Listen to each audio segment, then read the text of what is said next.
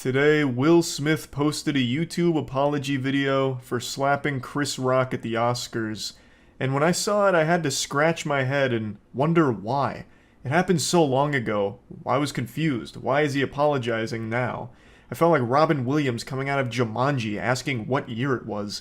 And then I remembered that happened this year. It was 4 months ago that Will Smith slapped Chris Rock's head clean off his shoulders at the Oscars. He turned an award ceremony into a public execution when he blasted Chris Rock to Valhalla, just banishing him to the Shadow Realm with a slap. Mm-hmm.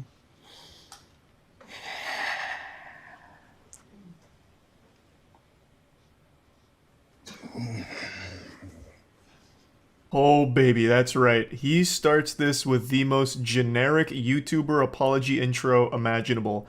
A slow walk into a big sigh right before getting into the actual apology. Textbook. He's clearly been trained by some of the YouTuber apology greats like Logan Paul, Laura Lee, Tati. I mean, this is perfection here. Every box of YouTuber apology cliche gets ticked immediately except for one. He didn't bring his dog into it. A lot of YouTubers like to bring in an animal in order to, deflect some of the criticism with cuteness with the animal. Will Smith, unfortunately, must have forgot that prop this time around, but everything else he nails. Why didn't you apologize to Chris in your acceptance speech? I was fogged out by that point. It's all fuzzy. So the main thing he's doing in the apology video here is answering questions that people have asked over the last 4 months. And again, I have to wonder why even bother. It's been 4 months on internet time. That's basically ancient history. Like, that's back there with like Y2K now. Most people have moved on and forgotten about it. So it's a little weird to be this tardy to the party with addressing these things. Now, of course, I understand this was like a career-ruining moment for him, so he wants to do his best to be perceived positively again, both by movie execs as well as the general public. So if he really did feel strongly enough that he wants to apologize, then all power to him. But anyway, the first question that he addresses here is one that I don't think anyone with half a brain ever asked in the first place. Why didn't you apologize to Chris during your acceptance speech? The answer should be pretty obvious if you have eyes. It's because he was still mad. He was still fuming. Of course he wasn't going to apologize for it. Literally 15 minutes before he accepted that award, he had just charged the stage like The Undertaker during WrestleMania going into the ring and clobbered Chris. So of course he's not going to immediately like fold and be like, man, sorry Chris, that was out of line. He was still upset. That's why he didn't apologize. I don't really understand his excuse of I was still, in a fog. It was all still fuzzy. Like in the moment that makes sense, but over the last 4 months, what, you've just been in a perpetual fog? You've been in like the upside down or something? Like, what do you mean? You've had 4 months if you wanted to publicly apologize to Chris and you didn't. And even to be fair here, you still don't. He says I'm sorry to a lot of people, but the one person he doesn't say the words I'm sorry to is Chris. I've reached out to Chris, and the message that came back is that he's not ready to talk, and when he is, he will reach out. So I will say to you, Chris, I apologize to you. My behavior was unacceptable, and I'm here whenever you're ready to talk. That almost sounds like a trap, like, hey, I'm here whenever you're ready to talk. And it turns out Will's been training for the last 4 months with slap boxing, so he's been like slapping brick walls until they collapse, so he's ready to really get him with like a double whammy, get him with that encore performance. There's a big difference between saying, I apologize to you, and I'm sorry. I don't think people really understand the value of just saying, I'm sorry. I think it's the most important thing to say during an apology, which he does say later on to other people, but never Chris. To Chris, he just says, I apologize, and the action was unacceptable.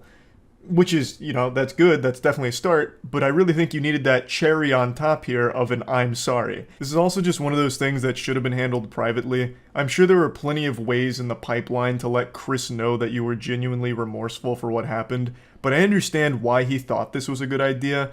I'm going to make a video coming forward, publicly apologizing and owning up to my mistakes, letting people see how horrible I feel and what I'm doing to change and be better.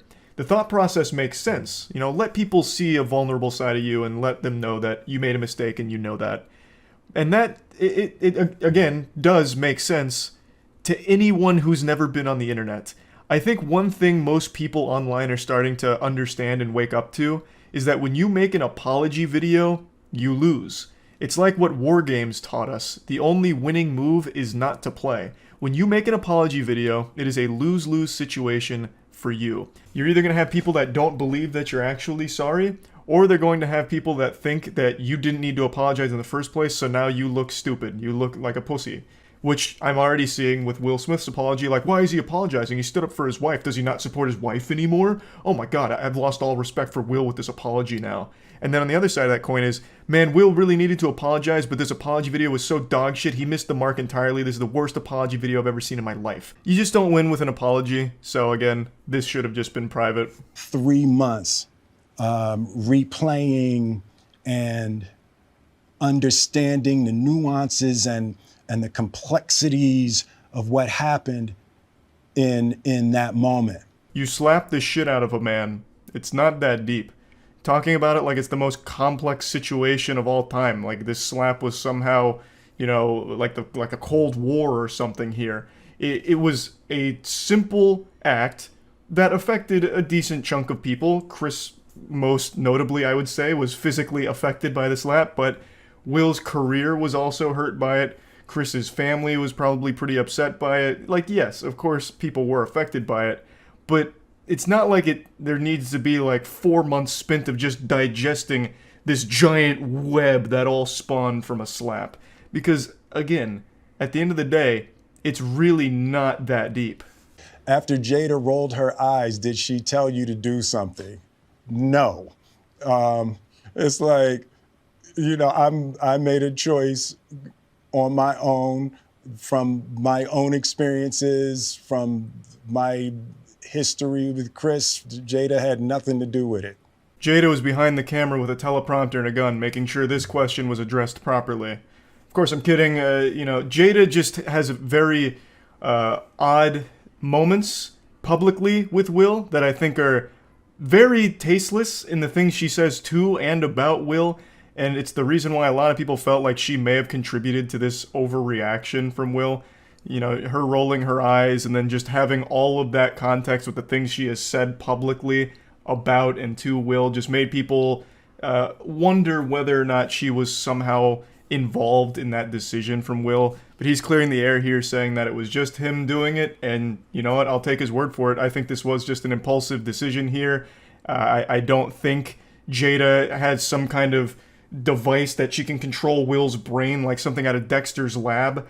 I really think he just completely overreacted and went fucking berserk here for some reason. And I don't think Jada is necessarily guilty of that, but I do think she is guilty of being a very toxic partner. I know that sounds parasocial to say, but the amount of clips and videos of Jada just shitting on Will to his face is baffling. Like the time where she was just talking about cheating right to him and how much she enjoyed it or whatever during their red table talk. Oh my god, it's so hard to sit through. As Will's in tears about it and she's just joking. Oh man, it's fucking brutal. And so now Will looks like a cuck. I mean, I'm just not a big Jada fan. I'll say it. I don't think she's that nice. What would you say to the people who looked up to you before the slap, or people who expressed that you let them down? Let me just stop you right there. You don't have to apologize to me. I found this whole thing to be highly entertaining. I thought this was extremely goofy, and no one seriously got injured or anything like that. This was just an absolute fucking wild moment. And honestly, for this section, he should have just said, "You're welcome." To the journalist that wouldn't stop fucking writing about it, like a million articles all going deep into it for no fucking reason, talking about how this is setting a bad precedent and how in the next Oscars, all of a sudden people might be showing up there with battle axes to attack their critics, how journalists are no longer safe, this and that. He honestly should have just said, "You're welcome," for the 2 weeks of just articles and videos about it. Now, of course, there were super fans of Will that were disappointed to see this, and I think it's cute that he said that he was sorry for it and letting them down. He apologized to Chris's family, his family for the negative backlash they've faced. He apologized to pretty much everyone that was directly impacted by it. And now in this section, he's talking about how horrible he feels when he doesn't live up to people's image of him. And I will say he does seem pretty sincere for the most part. But again, it's been 4 months. Most people have moved on. This was pretty unnecessary. Though I'm sure a lot of people that did feel like really disappointed appreciate the gesture. Disappointing people is my central trauma. I hate when I let people down. It hurts me psychologically and emotionally to know I didn't live up to people's image and impression of me. Deeply remorseful. And I'm trying to be remorseful without being ashamed of myself, right? I'm human.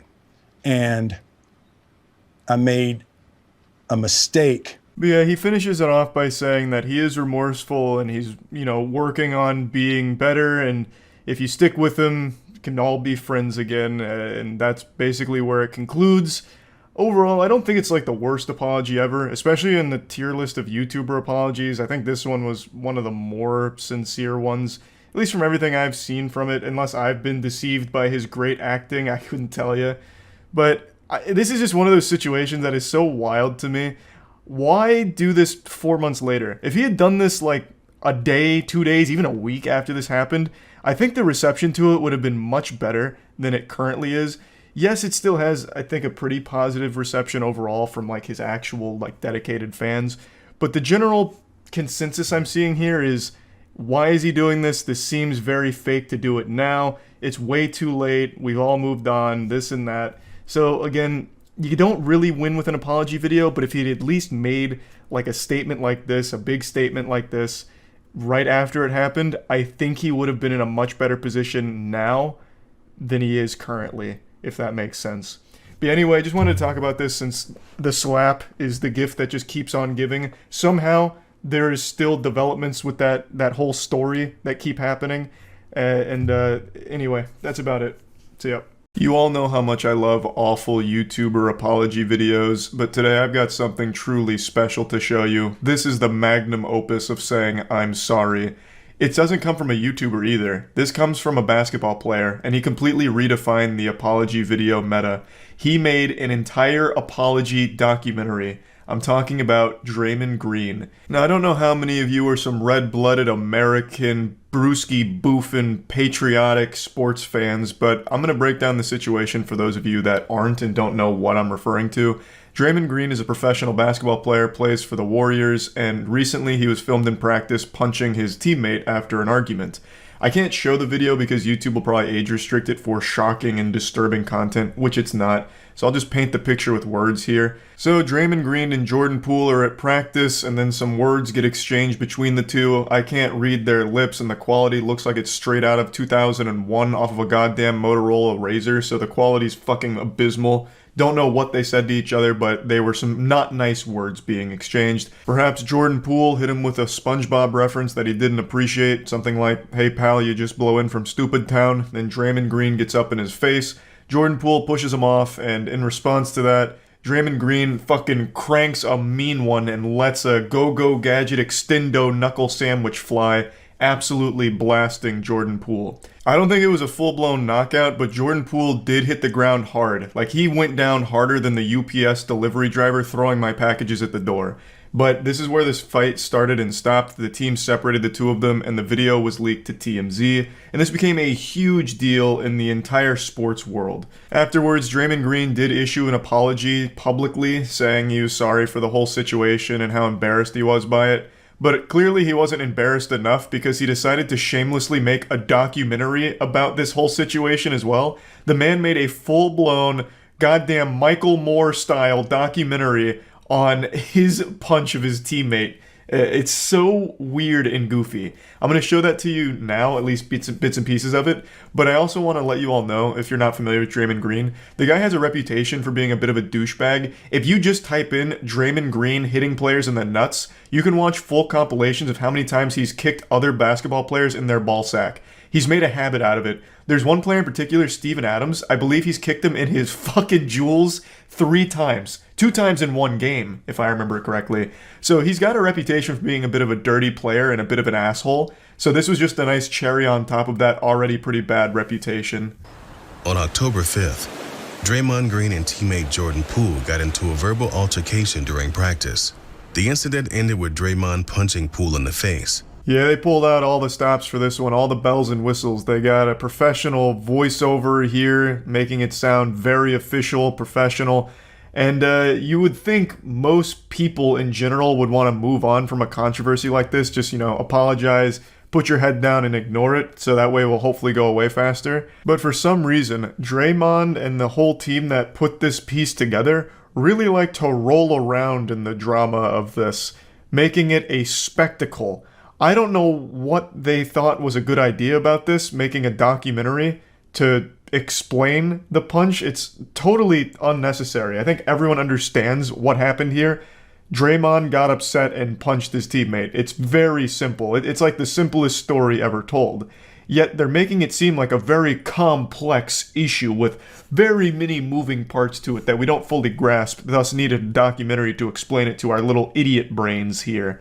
It makes no sense to me. They're just here trying to squeeze as much milk from this controversy as possible, just grabbing it by the tit to get as much juice from the squeeze as they can. I think you're initially upset, pissed off, which is why you have the reaction you have. You don't say. The reason you punch people is because you're upset and pissed off? Fucking truly groundbreaking revelations here. My third eye is open. My mind is being expanded. Just please slow down here, Socrates. We're tackling some very profound and deep things now. You're telling me there's a correlation between being upset and punching someone? No, what? Part of the process of why did this happen? And walking yourself through why. The different things that can get you to why what took place actually took place. It's not that deep. I wasn't even there and I could tell you why this happened. Because he hurt your feelings and you lashed out, you had a little temper tantrum and punched him. It's not a confusing situation that needs like a deep explanation. The only question I'd be asking is, why didn't you aim for his nutsack like you normally do? Now that you process what just happened, now you've processed the why. Now how do you feel and what do you feel about it? What in the fuck are you even saying? Jesus Christ, you punched your teammate. That's it. I don't think after the punch you immediately went into a sensory deprivation tank to meditate on it and really dig deep into the weeds and figure out, well, why did this happen and how am I feeling about it? Like, did you go immediately and see a psychiatrist or something? Like, what are you going on about here? Jesus. Imagine Jordan Poole. You get punched and the guy who punched you makes a documentary about it. You already know Jordan Poole and the rest of the team are laughing at Draymond Green for this one. And rightfully so. The man is the protagonist of premium cringe right now. So you get at a time, you give it some time to allow people to throw their opinion out, which quite frankly, I don't care about people's opinion. Yeah, this really seems like someone who doesn't care about people's opinion. He cares so little about your opinion that he made an entire documentary whining about the situation. That's how little of a fuck he gives about what you think about him. Now, please, shed some tears for this forgiveness documentary he's made. I don't spend much time, I don't really read many tweets at all. And so I was just at home chilling with my children. If you want me to be honest with you, I still don't know how much the world may think it blew up. Sparked by the leak of the video, the incident did blow up. The classic, I wasn't even paying attention. I didn't think it was a big deal. I was at home with my family being a loving father, and in fact, I'm one of the best fathers on the planet. I'm not a bad guy. In fact, I was just so preoccupied being the best dad of all time that I didn't even stop to notice that people were upset at me for a video that was taken or something.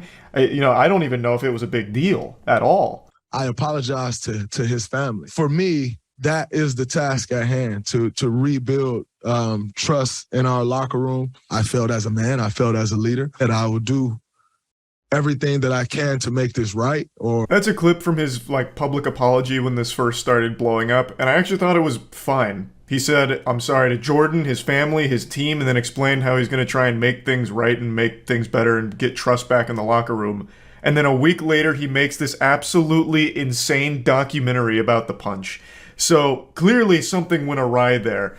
The first response he had, I think, was okay. He's just like, you know what, I fucked up. It is what it is, and I'm sorry. And now he goes full Hollywood here, sniffing his own farts, and makes a documentary surrounding this punch. It's on me to make sure we're headed that way. Time clarity, you know what it is, I know what it is. Continue to move forward, put it behind us. It helps, allows you to start the process. And get back to business. That's where I go from here, that's where we go from here. Gotta love how this video is supposed to be like an explanation for why it happened and a little documentary surrounding it, but it doesn't even do that. It doesn't do the bare minimum. He just says like, well, why did it happen? And it's the process of understanding why it happened, but never even says why it happened. He never even explains why he did it. I mean, everyone knows why he punched him, like we all get it, but this whole documentary was built around the idea of, well, here's his chance to defend himself and give his side of, what happened here and how regretful he is. But it doesn't even do that. But you want to know the best part of this documentary? It says nothing. It doesn't even make a point. It's just like, hey, here's Draymond Green, he punched this guy, and here's him moderately reflecting on it. And then he goes back to practice, and he says it's time to get back to work, and he hopes he could lead the team better now. That's it. That's the whole documentary. Like, it has no purpose whatsoever. It's mind-blowing that this got made, but regardless, that's pretty much where the documentary ends. It's very silly, and I just wanted to talk about it because I think it's a wild set of circumstances here. Making a documentary about your outburst punching your teammate is such a bold move. And yeah, that's about it. So yeah, if there was a YouTube rewind this year, I imagine the bulk of the content would be apology videos. There have been more apology videos in 2023 than there have been apologies throughout the last 100 years of our species combined. And just like my age, that number only keeps going up. It's crazy just how common of an occurrence this is. And today we're going to look at a pretty rare one. This is the shiny Pokemon of apology videos. This one's not from a YouTuber or an internet content creator. It comes from two celebrities that I know all of you have seen before. Ashton Kutcher and Mila Kunis. We are aware of the pain that has been caused by the character letters that we wrote on behalf of Danny Masterson. So what are they saying I'm sorry for? What whoops-a-daisy blunder did they make? And I'm sorry to say this, sports fans, because it's not some kind of silly mistake. It's not like they gave like a hot take on anime and got dogpiled on Twitter for it or anything. What they did is actually pretty deplorable. They, as well as many others, were requested to write letters to a judge in regards to the Danny Masterson rape case. I actually didn't even know this was going on. I only just learned about this.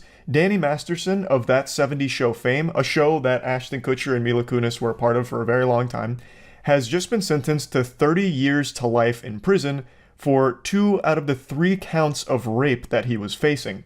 Danny Masterson was arrested in 2020, and this trial has actually had a lot of developments to it that I was just completely unaware of, but it's concluded now for the most part, and he was found guilty for 2 out of the 3 counts of rape that he was facing. And then it came out that Ashton Kutcher, Mila Kunis, and about 50 other people wrote letters to the judge of the sexual assault trial to just say nice things about Danny Masterson. I guess the idea was to try and hype him up as like, look at all these positive experiences we had with Danny Masterson. Inside Danny, there are 2 demons, a rapist and an incredible actor with a bright smile that could light up a room. And it's important that we don't overlook that second one. Let's focus on all these great experiences we had with Danny Masterson that we knew. Mr. Hyde was a bad guy, but Dr. Jekyll, he was great. So, like, I guess the idea here was to try and get the judge to be a little bit more lenient or something, like to try and help Danny's case by just saying nice things about the Danny they knew. So an excerpt from Ashton Kutcher's letter says, Danny takes his job seriously. He is kind, courteous, and hardworking. He treated everyone from the grips to the teamsters to the actors to the caterers as equals. As a role model, Danny has consistently been an excellent one. A great role model to rapists, maybe. What the fuck is this? This is just an absolutely evil thing to say about somebody like this. What? How delusional can you be? He took his job seriously. He even said good work to one of the caterers. I'd never seen such a saint on the That 70s Show set. To look at a caterer and actually engage in small talk blew my mind. I'd never seen anyone so sweet. He was truly a benevolent angel. A great role model if you just ignore all of the rape stuff. Like, holy shit. What in the world? What in tarnation? And Mila Kunis called him an amazing friend, confidant, and above all, an outstanding older brother figure. His genuine concern for those around him and his commitment to leading by example make him an outstanding role model and friend. Yucky. Yucky. An older brother figure, and still, she's echoing the same thing, a great role model. He just got convicted of rape, and it's not like this is a case with like a lot of holes in it and it was like some kind of fishy investigation or something. Like this is a pretty cut and dry case. The only reason it took 3 years is because there is a lot of interesting stuff that may or may not have been going on with Scientology being involved. I don't like to even mention that word because that's a very scary thing to even bring up. Mentioning Scientology is like mentioning Voldemort in the real world. But perhaps there were, a few Tom Riddle diary exchanges that led to some shady shit going on throughout this case, at least from what I've read so far. This isn't something where you would see all of the evidence, see the verdict, and start wiggling your finger like, no, justice wasn't served here. Unless, of course, you're part of Danny Masterson's team, who's saying that they got it wrong and they plan to do everything they can to overturn it and all that shit. But, like, as someone who was a friend of him, you should see this and be like, oh, this is fucking revolting. Oh, Jiminy Christmas. Oh my God. Jesus Christ. I was friends with an absolute monster. And then you would not go up to bat for them. Like, you wouldn't start speaking to the great character of Danny Masterson. It's just incomprehensible to me. I couldn't imagine doing that. If my best friend in the world, someone I grew up with, someone I consider a brother, was just arrested and convicted of rape, I would not be singing his praises. I wouldn't be spreading the gospel about what an amazing guy he is, right? I wouldn't write a letter to the judge, even if I was requested to do so by his family, and say something like, listen, I dislike sexual assault as much as the next guy. That's some bad stuff. Rape, boo, don't like it. But he never raped me. So he's not all bad. And also, we used to butt chug brewskis in the bathtub together at the frat house. Like, this is a good guy, and it's just something to consider maybe when you're looking over this and deciding on sentencing. Like, I would not be trying to say anything positive about the person. So obviously, this made a lot of people upset to see them do that. It's craziness. So I'll finally get to the apology video now, but I feel like we needed all of this in order to understand why they're apologizing, what exactly they're apologizing for. We are aware of the pain that has been caused by the character letters that we wrote on behalf of Danny Masterson. We support victims. We have done this historically through our work and will continue to do so in the future. But you also support your friend, even after all of the rape evidence was being put on trial. Like this, I'm very curious now how much they knew about him.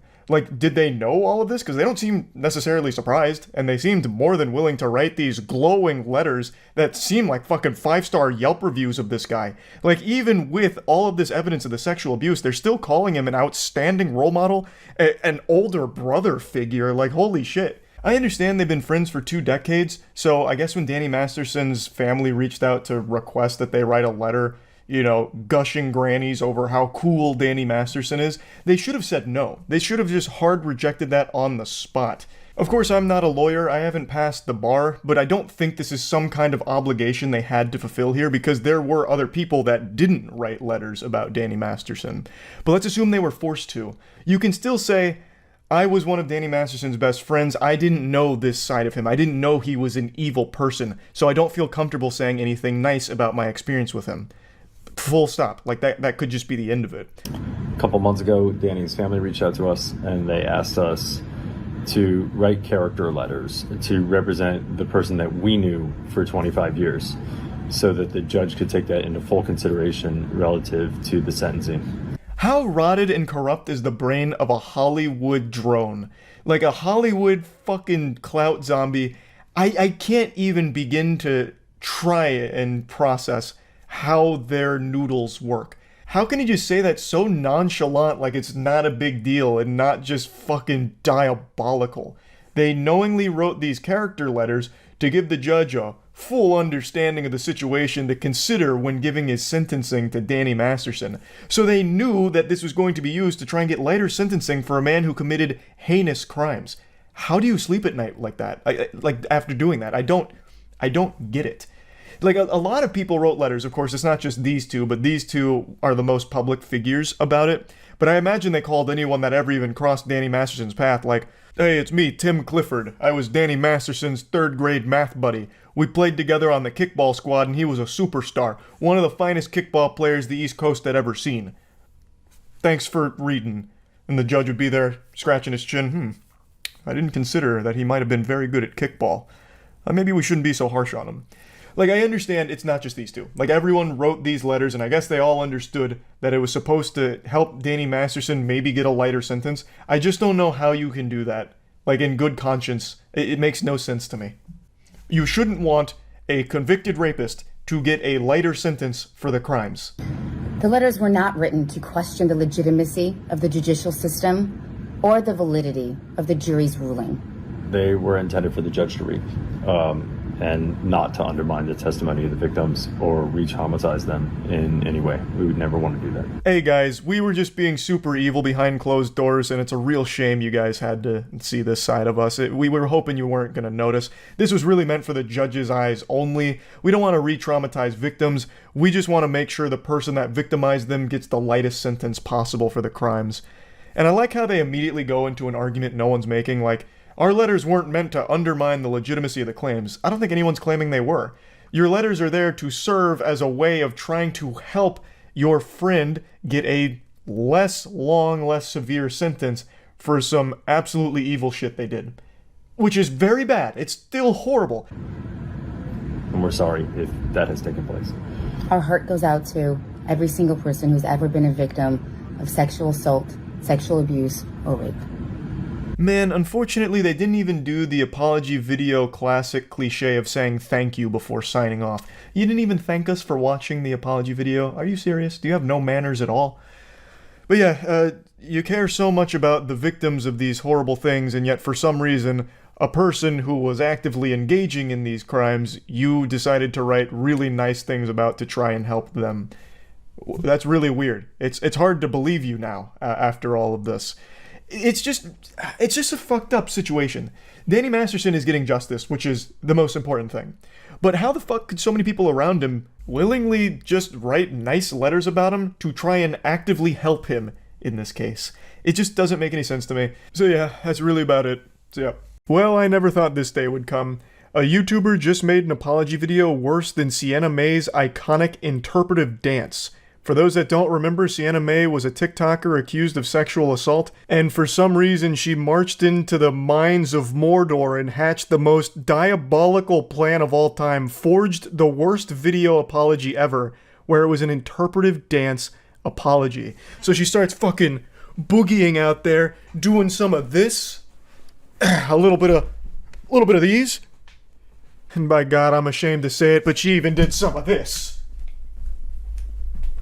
Just kind of downplaying the entire situation. And keep in mind, it was sexual assault accusations that also had a video as well. So there was a ton of evidence, and she still just tried to do like an apology interpretive dance. I did not think there would ever come a time that someone makes a worse response than that.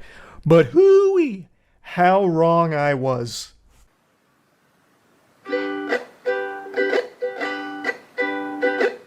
Hey, it's been a while since you saw my face. I haven't been doing so great, so I took a little break.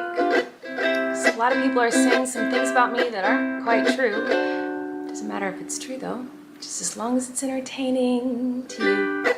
That bleeding in your ears is normal. This is a ukulele apology video. She's turned her accusations and her response into a Disney musical number here, I suppose.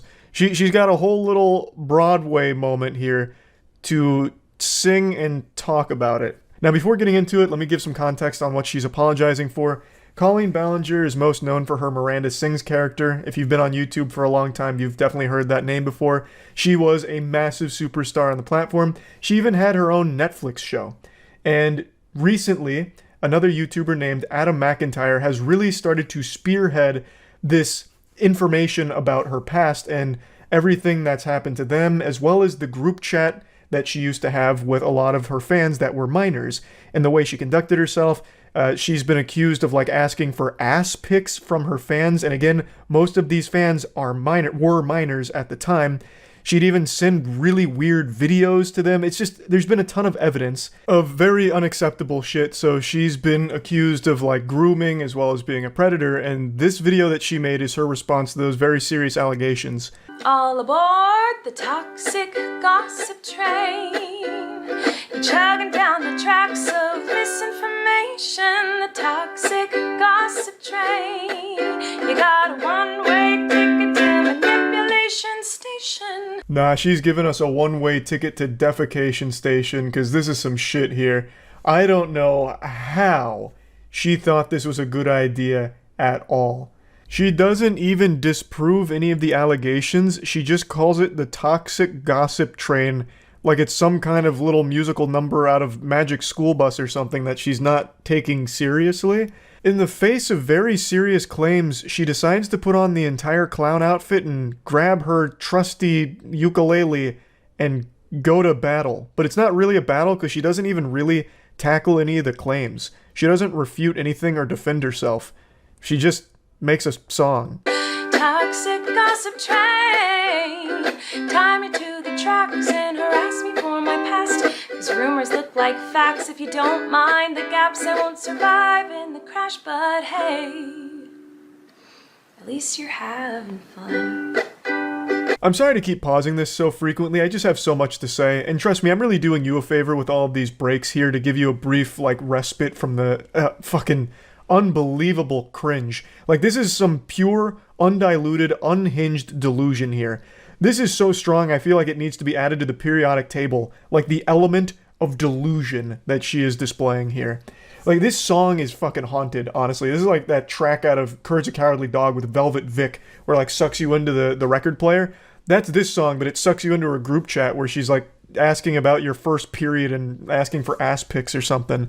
But the reason I'm pausing it here is because this is something she falls back on a lot in the song, and I don't want to just keep playing too much of the song.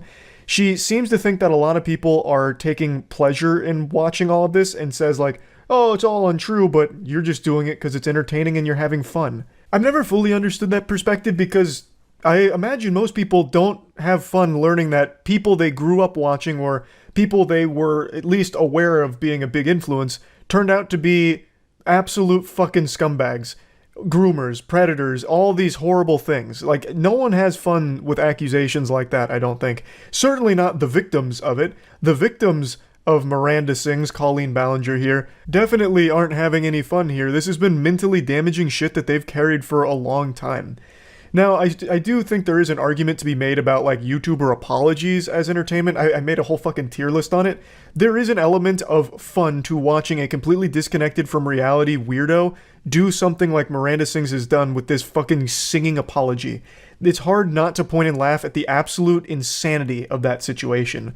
But in those cases, no one's laughing about the actual allegations. Nobody wants someone in a position of power like Miranda Sings, Colleen Ballinger, to turn out to be a groomer or a predator.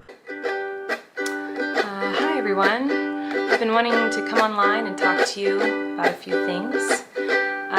Even though my team has strongly advised me to not say what I want to say, I recently realized that they never said that I couldn't sing what I want to say, so. Holy shit, she's done it. She's activating 100% of her brain. What an incredible loophole. Checkmate, lawyers. Her legal team must have been there like, no! She got us. How did we not think of that? We never said she couldn't sing it. Damn, she's good. Many years ago, I used to message my fans, but not in a creepy way like a lot of you are trying to suggest. It was more of a loser kind of way, where I was just trying to be besties with everybody. There were times in the DMs when I would overshare, details of my life, which was really weird of me. I haven't done that for years, you see, because I changed my behavior and I took accountability. Let's go on the toxic gossip train. If you have anything to refute the claims, why don't you present it instead of doing your little talent show ukulele act? She's saying that this video, in the beginning of the song, she's saying that she's only going to be talking about the facts, and then provides nothing. The facts must have been out of town during the filming of this because she does not present them at all. She doesn't provide anything to refute any of the claims. All she does is say, like, no, that's all wrong. Those aren't the facts. You guys are falling for the toxic gossip train. Misinformation super duper station. Whatever. Like, she doesn't actually provide any evidence, any counterpoints, nothing. All she does is just say that it's a lie. That's it. And I guess you're just supposed to take her at her word because she's singing it? Like, it doesn't make any sense. This is just invalidating to all of her victims. Like, she is, like, actually, like, laughing in their face with this video, I feel. It's pretty disgusting, actually. I don't understand how she thought this could possibly be perceived in any meaningful, positive way. Because, again, she doesn't defend herself. She doesn't refute any of the claims of all of, like, the grooming accusations. If she thinks that all of this is overblown or incorrect, why wouldn't she come forward with her evidence to support that and say, like, nope, this is where all of this is wrong, this is where it's false, this is where you've been lied to and manipulated. She doesn't do that. All she has here is this dumb little fucking song. I just can't even wrap my head around the thought process. In all seriousness, I do think it's really important to hold people accountable for their mistakes. We should hope that everyone can learn from their mistakes and grow and change their behavior and be a better person. And this is something that I've always tried to do when I make mistakes, and it's something that I will continue to try to do. What? Oh, you don't care? Oh, okay. I thought you wanted me to take accountability, but that's not the point of your mob mentality, is it? No. Your goal is to ruin the life of the person you despise while you dramatize your lies and monetize their demise. Once again, this is just like shitting on the victims that have come forward. There are tons and tons of messages as well as videos, like just an overwhelming amount of evidence that's all pretty damning on Colleen Ballinger's behavior from these group chats, as well as just a lot of other things over the years. And in the song, she just reduces that to, it was just a weird loser sending cringe. It was just a goofball doing loser weird stuff. And then still has the audacity to sing about how she's taking accountability? What the fuck? That's the opposite of accountability. You're minimizing, downplaying the very real harm you caused to your underage fans through these group chats, these interactions, and all the shit that you said and sent. That's not taking accountability. You are literally doing the exact opposite by saying, like, it's really not that big of a deal, it's just kind of weird, that's all. And then she goes in to just say about, like, this is just directly shitting on the victims. She goes then into the next part saying that the reason there's a mob mentality is because they're coming forward with all of these lies to monetize her demise because they don't like her. Well, Colleen Ballinger, let's supersize the McDonald's fries here. You're fucking insane. What are you talking about? How could you even, like, actually put this out there? I don't know how she could not only write this song, perform this song, and this is definitely not her first take, so go through this song multiple times, edit it, and then post this without realizing just how... I don't even know the right word. It's like almost downright evil she comes across. Because, again, this is like spitting in the face of all of the victims that have come forward with a ton of evidence against her, saying it's not a big deal, they're wrong, they're just doing it for clout. It's so sickening. I feel like I can already hear the comments on this video. She's gaslighting, manipulating. Oh, she's a narcissist and a rat. I would never make a mistake like that. Oh, I'm sorry, I didn't realize that all of you are perfect, so please criticize me. Bring out the daggers made from your perfect past and stab me repeatedly in my bony little back. This is gonna come as a surprise, this is gonna be shocking. But yeah, most people aren't making mistakes like this. This isn't one of those, like, whoops-a-daisy mistakes that everyone makes in their life. Most normal people are going to go through their life without ever doing anything close to what you're accused of doing. Talking sexually with minors in a group chat, sending used underwear to kids. The list goes on, and she beats this point home about, like, how she's just made, like, a little mistake here and it doesn't make her a bad person. But this is, again, one of those mistakes that, like, actually does make you a bad person. This isn't, like, a little mistake. Like, she makes it sound like, oh, you don't have the right to criticize me because you're not perfect, your past isn't perfect. But most people's past isn't exactly one that's plagued by degeneracy like this. So, no one's perfect, of course, but that doesn't mean that people don't have the right to criticize you for just how ridiculously awful the shit that you are accused of doing is, and also how terrible this response is. I'm sure you're disappointed in my shitty little song. I know you wanted me to say that I was 100% in the wrong. Well, I'm sorry. I'm not gonna take that route of admitting to lies and rumors that you made up for clout. Once again, just hawking a big fat loogie in the face of every victim that came forward here. If these are all lies and just rumors, why don't you prove your side of it? Why don't you provide any evidence beyond just a song that says things without showing things or proving things? There is nothing presented here that refutes a single claim at all. She's just singing things. And that's it. That's not evidence. The video and song goes on for like another 4 or 5 minutes, but she just keeps saying the same thing about how it's all lies and manipulation, but she doesn't prove any of that. Why wouldn't you want to like actually clear your name? I don't know what she thought this song would do. It doesn't offer any kind of explanation for anything to clear up what she's calling lies and rumors. It's nothing. There is mountains of like actual messages and videos of her engaging in very bad behavior, very awful things, which has led to people labeling her things like a groomer and a predator, which she really doesn't like, but that's what all of these documents lead towards, point towards, and she does nothing to refute any of it, except make this absolutely embarrassing song out of it. It's baffling. I couldn't believe this shit today. So yeah, like I said, I'm not going to play the rest of the video because she just keeps saying, it's all lies, it's just rumors, it's ridiculous, I can't believe you guys fell for it. But doesn't provide any kind of actual counterpoints or evidence or anything, so it's fucking useless. This is, I do think, the new worst YouTuber apology video, and that's not an easy feat to have accomplished, so that's wild. That's really about it. So yeah. It just wouldn't feel right if 2023 didn't conclude with at least one more horrible YouTuber apology video, and luckily, Krampus did not let us down, delivering a nice lump of coal under the tree. This had been a year filled to the brim, the cup runneth over, on bad YouTuber apology videos. I was a naive fool to think that we had seen the last of apology videos for 2023, and how wrong was I? In the fourth quarter here, the last week or so of 2023, we were blessed with one more from James Somerton. He was featured prominently in H-Bomber Guy's newest video on plagiarism. I'm sure all of you have seen this video by now. If you haven't, that is shocking to hear and should probably go check it out. And I'm not going to recap the whole video, but I will give you a brief synopsis of James Somerton's role in it. But basically, James Somerton was pretty much caught with his hand in the cookie jar, plagiarizing his entire online content, fundamentally. It also goes even deeper than the plagiarism. He was accused of multiple other bad things in regards to his content and claims he was making, and a bunch of other variety of things. And in response to that, James went dark. He went off the grid, bought a log cabin in the middle of the woods, grew out a lumberjack's beard, he bought a Hoover from, Breaking Bad, and he disappeared.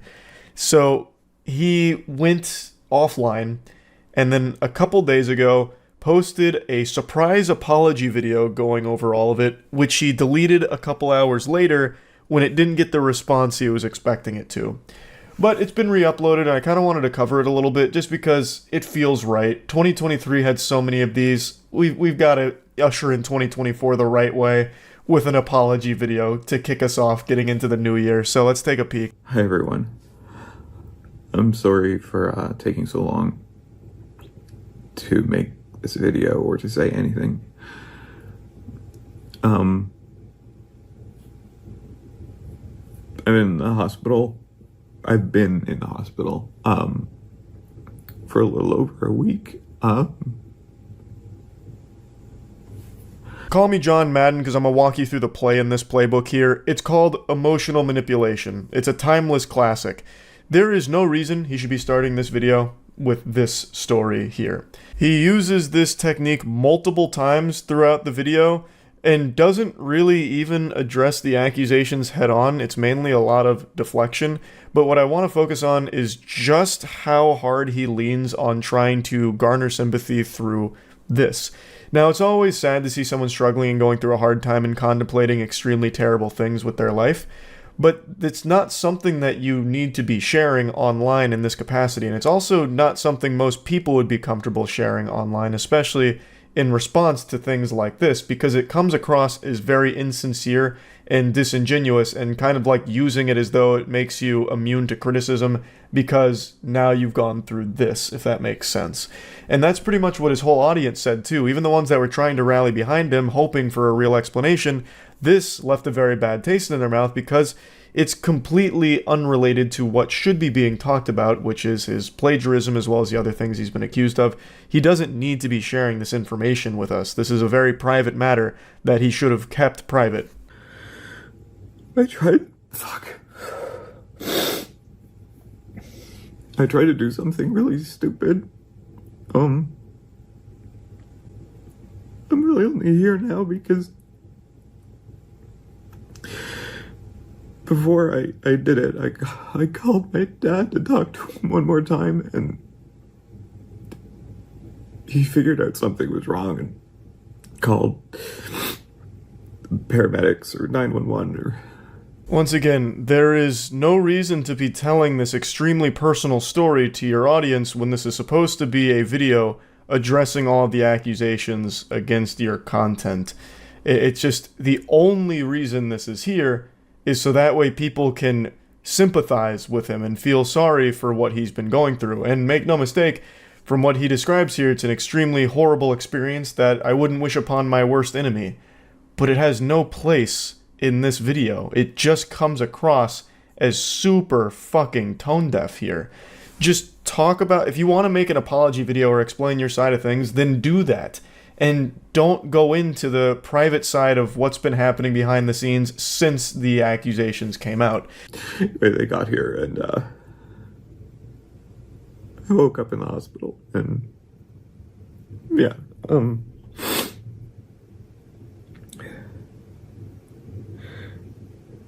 anyway, I'm not trying to make this a sob story. I'm just trying to explain why I've been so quiet. You spent the entire first minute and a half making it a sob story, though. That's not an accident, and you could have edited that out. It's here because you wanted it to be here to start with immediately trying to get the waterworks going with people crying over how awful this experience is before you get into what's supposed to be your side and your apology over everything. It's just textbook emotional manipulation trying to make everyone feel bad for you, even though you were the guilty party who got caught, and this is you trying to talk about that, and you still haven't yet, even though we're already kind of deep into the video. Now it is a 34-minute video, so a minute and a half isn't like the bulk of it, but he sprinkles this throughout the entire thing, so you can't really make a good argument that it's only here to try and explain why he took so long to make this video.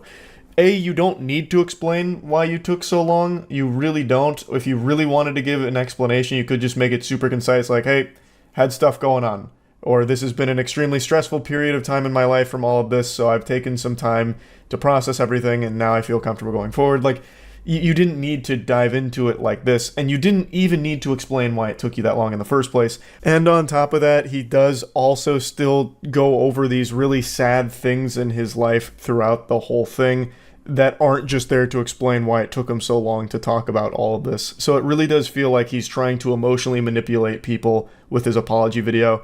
But even when he is done going through this story and actually trying to talk about what's been going on, he takes really no responsibility. He does say, "I'm sorry," a lot, but it feels kind of hollow when he starts throwing somebody else under the bus for things and then kind of belittling the whole situation itself, boiling it down to something far simpler than it is.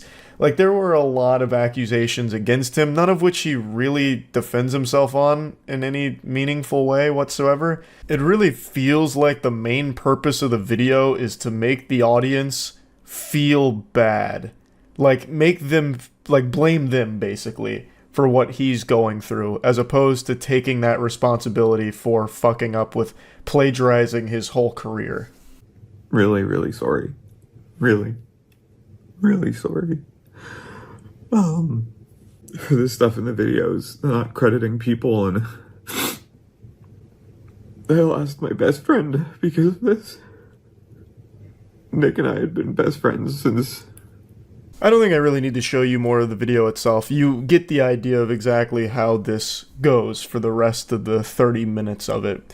It's just a really baffling decision to post this in the first place, and it's something he recognized pretty quickly when he saw the responses coming in, the Yelp reviews. So here's his community post addressing it. Earlier tonight I uploaded a video apologizing for what I've done, but it's become clear after hearing from several people that I am not in a healthy frame of mind to be posting anything online.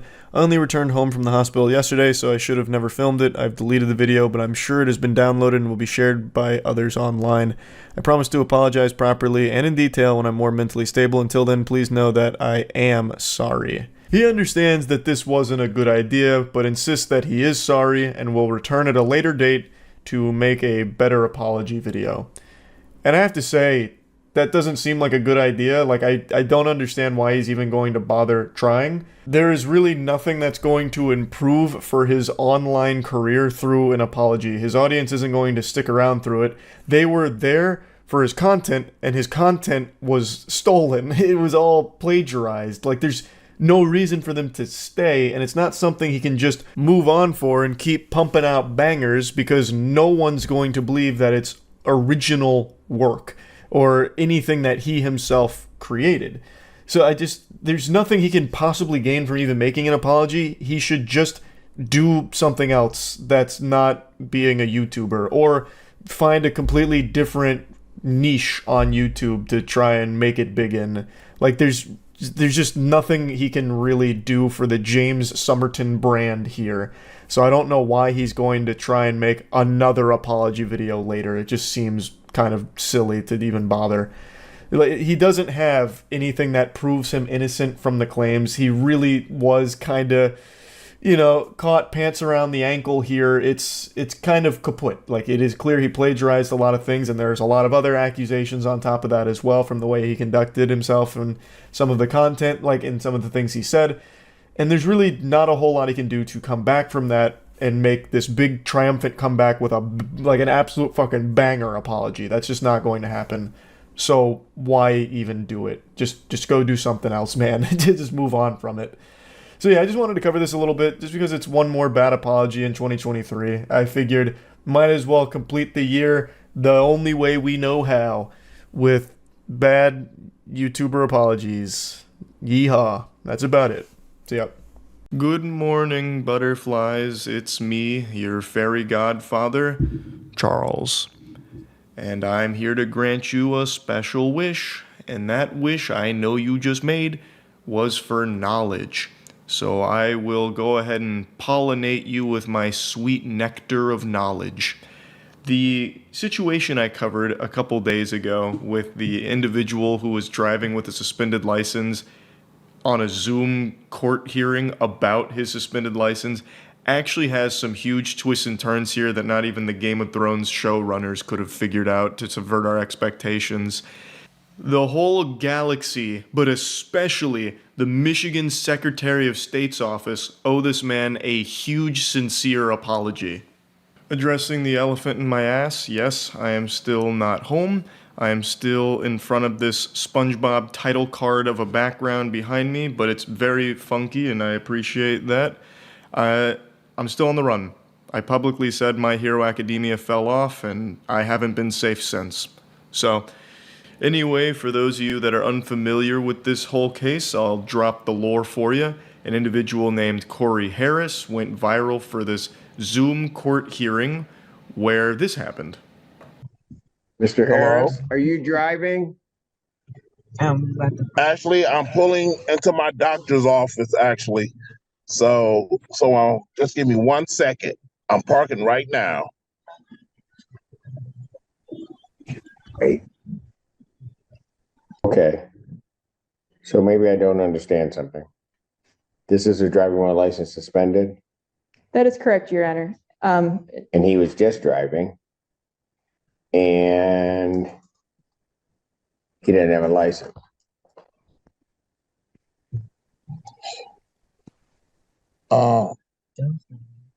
An iconic moment in legal history that will no doubt be studied by the best and brightest minds in the field for eons to come. A perplexing case. Now, all of humanity was clowning on this. I made a video talking about this briefly and then going over some other really classic Zoom court moments. Because it's just so silly. Like, to go to the Zoom court hearing while driving with a suspended license, it's kind of a fucking power move, actually. Like, that's a statement right there. The only thing that could have made that any better is if he was puffing on a cigar while drifting around. I've really got this as like a cheesy action movie in my head right now where he's the main character. And then he like gets out of the car and he pushes away on a skateboard and hits a kickflip or something on the way out and tells the judge to pipe down. He's got more important things to take care of. But it turns out, like a transformer, there was more than meets the eye here. So while he may have been driving with a suspended license on paper, it turns out that wasn't the reality of the situation. It was actually a clerical error. It is true that his license was suspended in 2010, however, it was rescinded in 2022.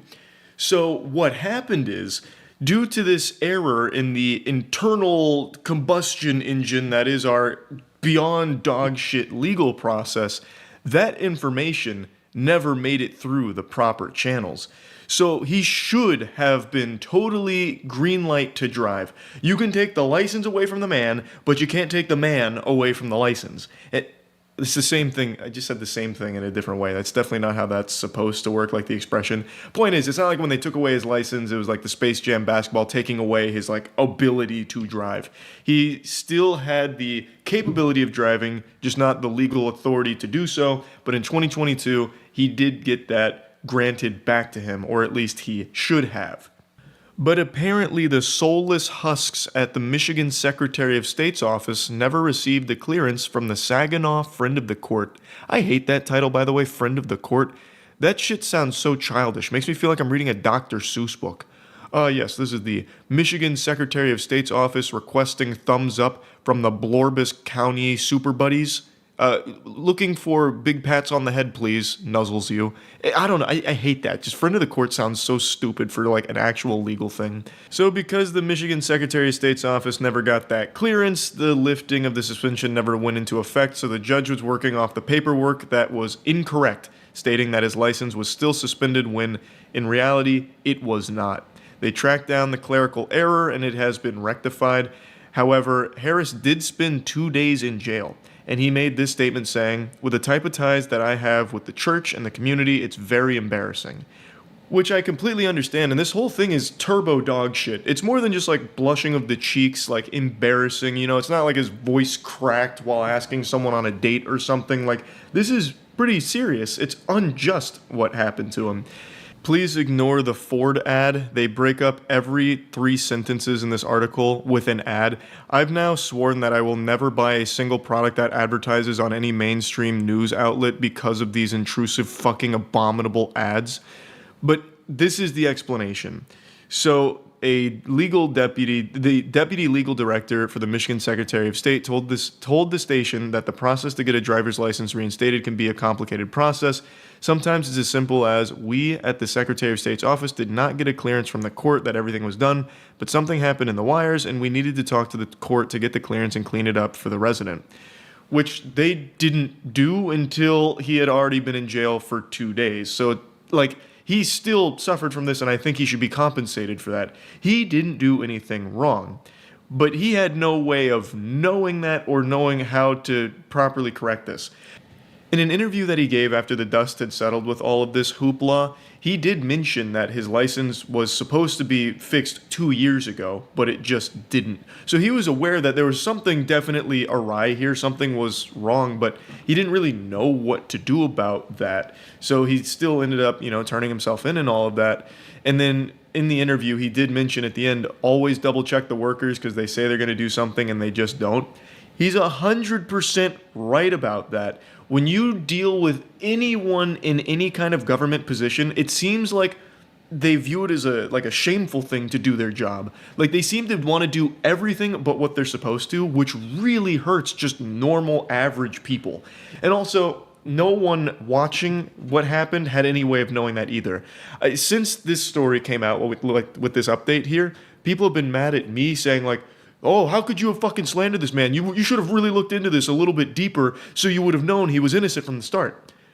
Brother, look around. What the fuck are you talking about? How would I have gotten that information unless I was fucking auditing them? Like the goddamn, what was it, the Saginaw friend of the court? Like the Michigan Secretary of State's office? What am I supposed to do? Like march on over, kick the doors in and say, everyone, hands up. I'm going to need to see all your paperwork here. I saw this silly clip online and I need to verify the authenticity of the driving without a license charges. Give me everything you've got. I got a fucking warrant here for all of it. So, come on.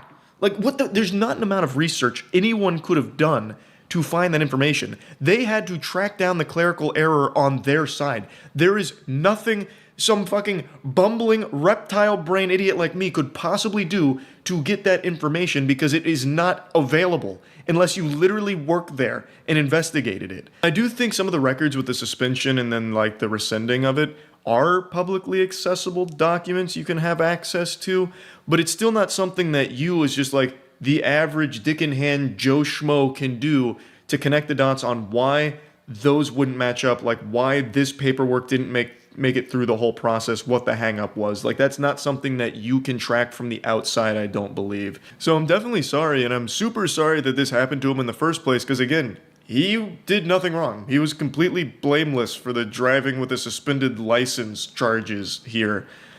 Like, the biggest apology of all should come from those authorities there, but there's not going to be any repercussions there. They're just going to throw their hands up and go, whoops, clerical error, gee whiz, sorry bud.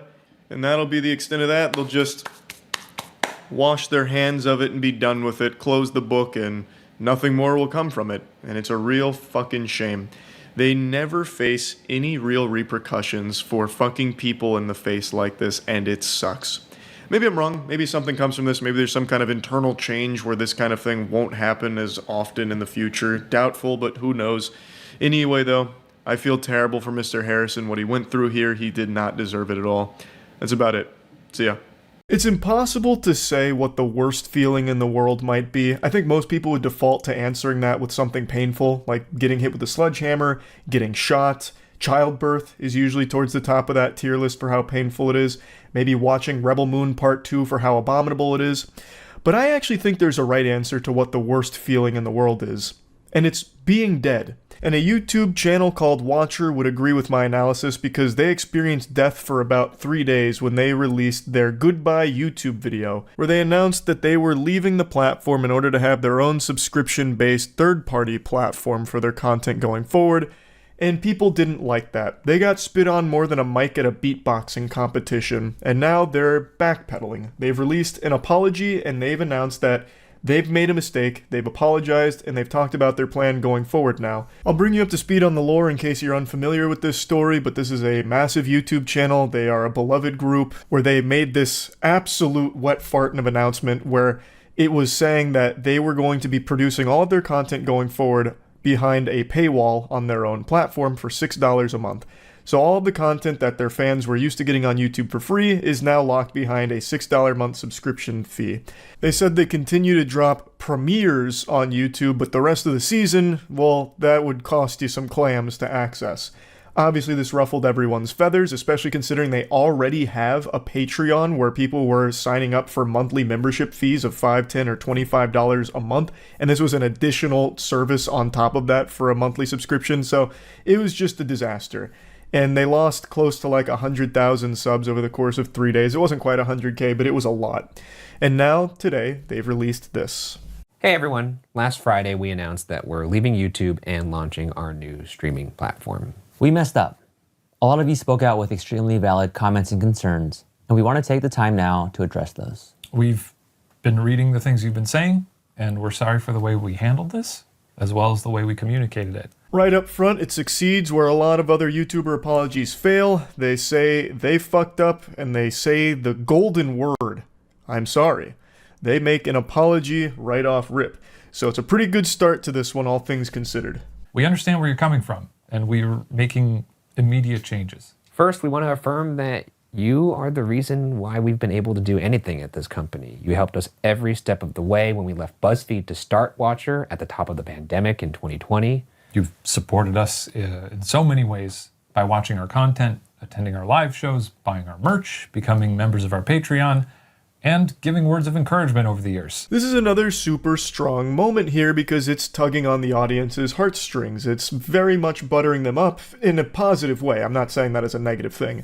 It's clear that they recognize the significance of having that audience. The whole content creation shit online doesn't work if no one's watching it. I mean, I guess if you had like an army of bots that view it, like you're a kick streamer or something, then maybe you can make an argument that it'd be sustainable even if you don't have a single human being watching. But clearly they understand that you need a passionate audience in order to survive in the online cyberspace Thunderdome. Now, there is something I want to mention here, though. He briefly mentions some of the ways the audience has supported them over the years, such as buying the merch, attending the live shows, subscribing to the Patreon for the monthly fee, and encouraging words. 3 out of 4 of those are huge revenue drivers. The kind words, not so much. You can't really make a whole lot of money. You can't convert nice comments to USD.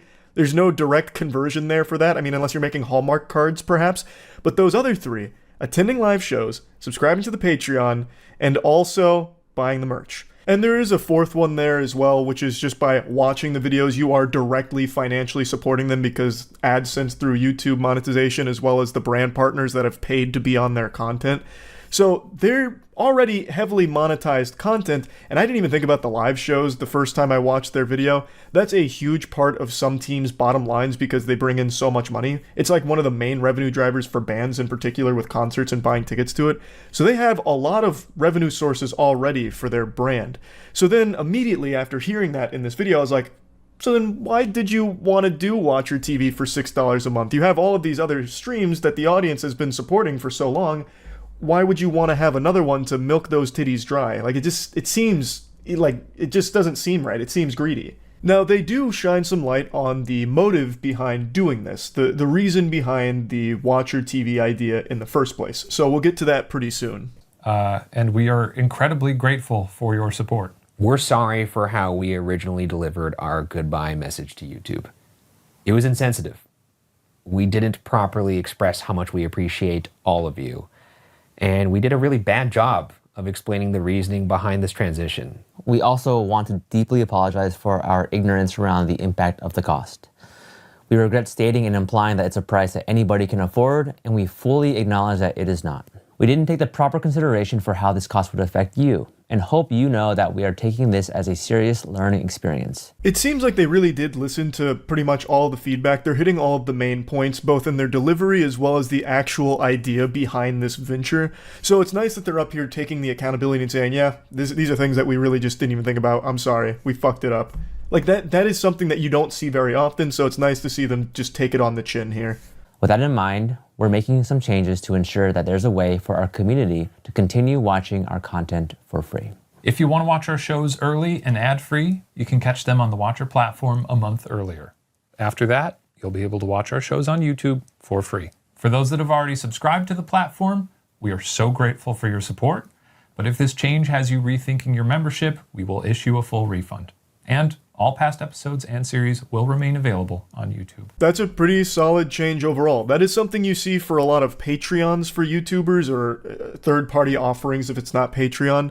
So it does make sense that they do this here. I am surprised that that's not something they were already offering on Patreon with early access. That's one of the more standard ones. But I think there's absolutely nothing wrong with that. If there's people that are just hungry, starved for more Watcher content, they can subscribe for $6 a month on that platform and they get that content fed to them a month early. And those that don't want to or can't afford to can just wait for it to premiere on YouTube for free, as it has always done in the past for the content that they've come to know and love. That gets 2 thumbs way up from me for the back of the DVD box on that change. I think that's completely fine. Everyone wins there. If you really want the content early, you subscribe to the early access membership for Watcher TV. And if you just want to get the content that you already know you like, you just wait for it to come up on YouTube, and it's no different for you. So I think that is a totally fair compromise. As for the question of why we decided to launch our own platform, when we started Watcher in 2020, we wanted to create shows that we were proud of, that we had ownership over, and that would provide you the caliber of content that we felt you deserved. However, we were finding it harder and harder to stay relevant to advertisers and the constantly changing YouTube landscape. This is where my eyebrow raised a bit, so I decided to look into their content just briefly. I didn't do like a full deep dive here, but of their last 20 videos, 12 of them have brands on them. I'm excluding their Goodbye YouTube video, but also there's one more in that batch of 20 that I think doesn't really count, and it's a teaser trailer for the mystery files that they did, so it was just a very short trailer. But 12 out of 19 full videos have sponsors in them. As I mentioned in the last video, I own an agency that manages a lot of major YouTube channels of this size and bigger. So I know what a lot of those deals look like, and I know that those deals are super lucrative. And at their size, those are significant numbers that we're looking at. Over half of their videos of the last 20 are brand partnered. It doesn't seem like they were really struggling to get brands on their content, so I don't exactly know what he means by staying relevant to brands, especially because in this industry, brands focus mainly on your cold, hard Carfax, your metrics, your numbers, and they pull in great viewership numbers as well as a very engaged community. So brands must have hearts in their eyes anytime they get the chance to work with Watcher, just because their numbers are so good. But on top of that, they actually produce some of the most brand-friendly content imaginable. This is the type of shit brands salivate over. It's long-form, highly produced content, and the creators actually do skits for the ads. At least in all the ones I've seen. They do like a fully produced brand piece in this content. So the audience actually enjoys watching these ads.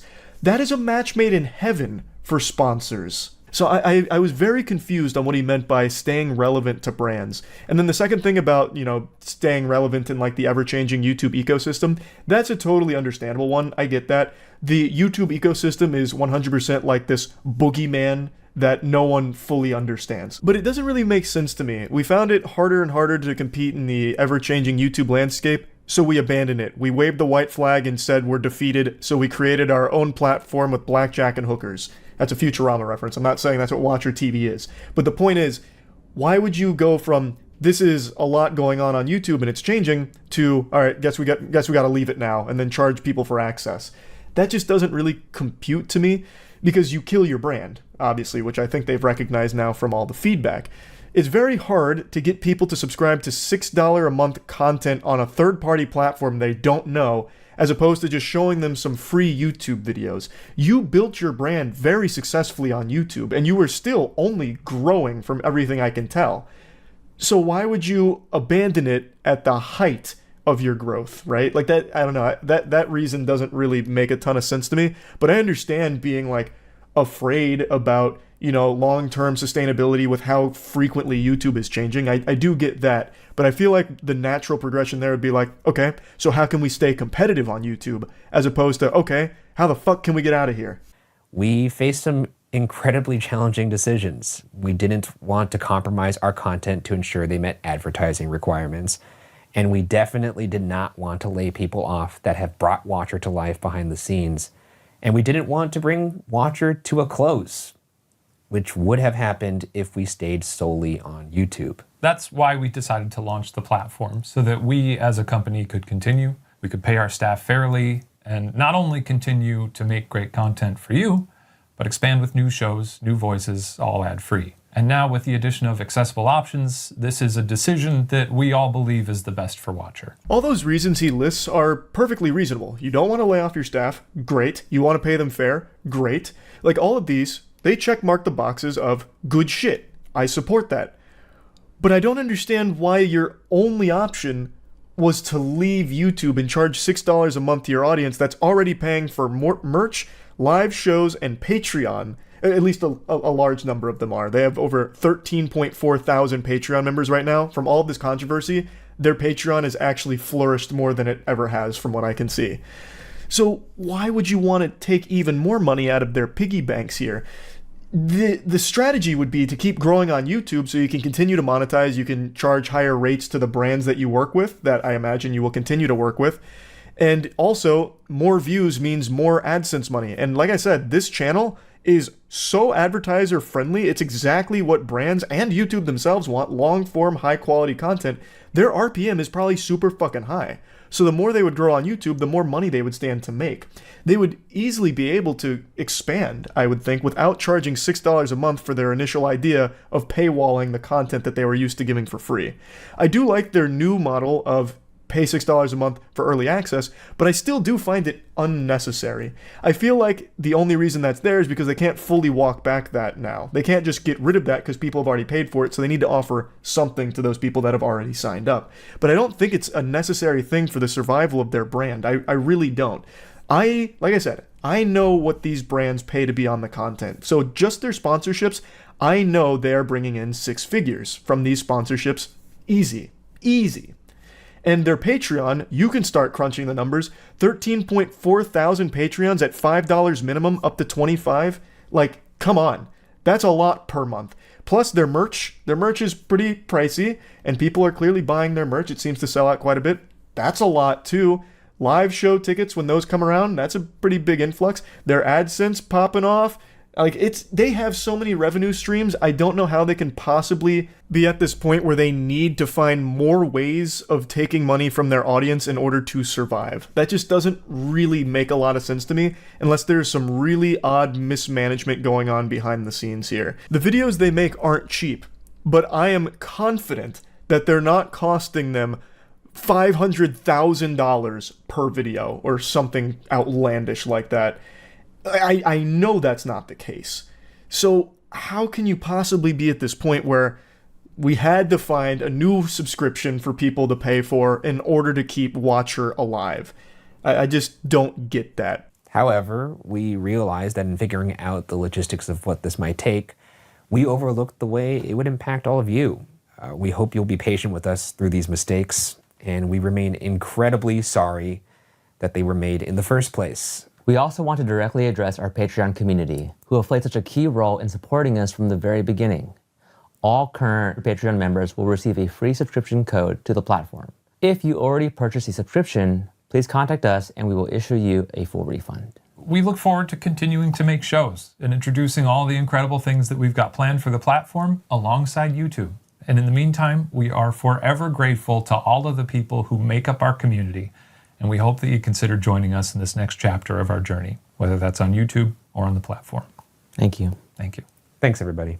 Overall, this is a good apology video, I feel. They say I'm sorry multiple times, they admit their faults, they try and explain why things were the way that they are, and how they missed the mark. Like, they take a lot of it and seem to understand it from a place of genuine authenticity, which is great. I still, however, don't understand why it reached that point to begin with. I don't see how a channel of their size and their success with all of the revenue streams that they currently offer could possibly be struggling financially. I don't understand. I don't. Like, knowing what I know about this space, I just don't see how they could be needing to take even more money from their audience to survive. I do think they made a good change with what they're offering for $6 a month. I personally don't think that it's necessary at all, though, especially because the way they frame it in this video makes it sound like that's the only way the Watcher survives, is if they find a way to monetize even more off the backs of their viewers. So that's why the $6 a month there is being charged, because it helps keep them afloat. I don't know how they could possibly, with all of these revenue streams, be struggling to the degree that they make it seem like they are. But whatever, that's neither here nor there, I suppose. This announcement was very positively received by their audience, and that's the most important thing for the health of their channel and their brand, is that their audience feels satisfied with this update. And from what I can tell, they do. A lot of them do still state that there's been a breach of their trust here with what they tried, but it seems like they're forgiving and willing to see how things play out for this group in the future. So I guess we'll see what the watcher does down the line. That's really about it. So yeah. When you think of an apology video, you probably picture some stinky, goofy YouTuber petting their dog and fake crying, just trying to appear remorseful, and it's always just embarrassing, looking like some shit out of South Park where they're like tweaking on their nipples and saying, "I'm sorry." Because for a long time, YouTubers have had a monopoly on shitty apology videos. Until today. Travis Scott, the famous rapper most known for his McDonald's meal, the Travis Scott Burger, has proven himself to be an innovator not only in avoidable concert-related deaths, but also in shitty apology videos. He posted his own bad apology video on Instagram today, and I thought it's only fair that we look at it. Now, I'm sure you already know, but Travis Scott was addressing the tragedy that happened at his concert Astroworld the night before, where 8 people died and 300 others were injured.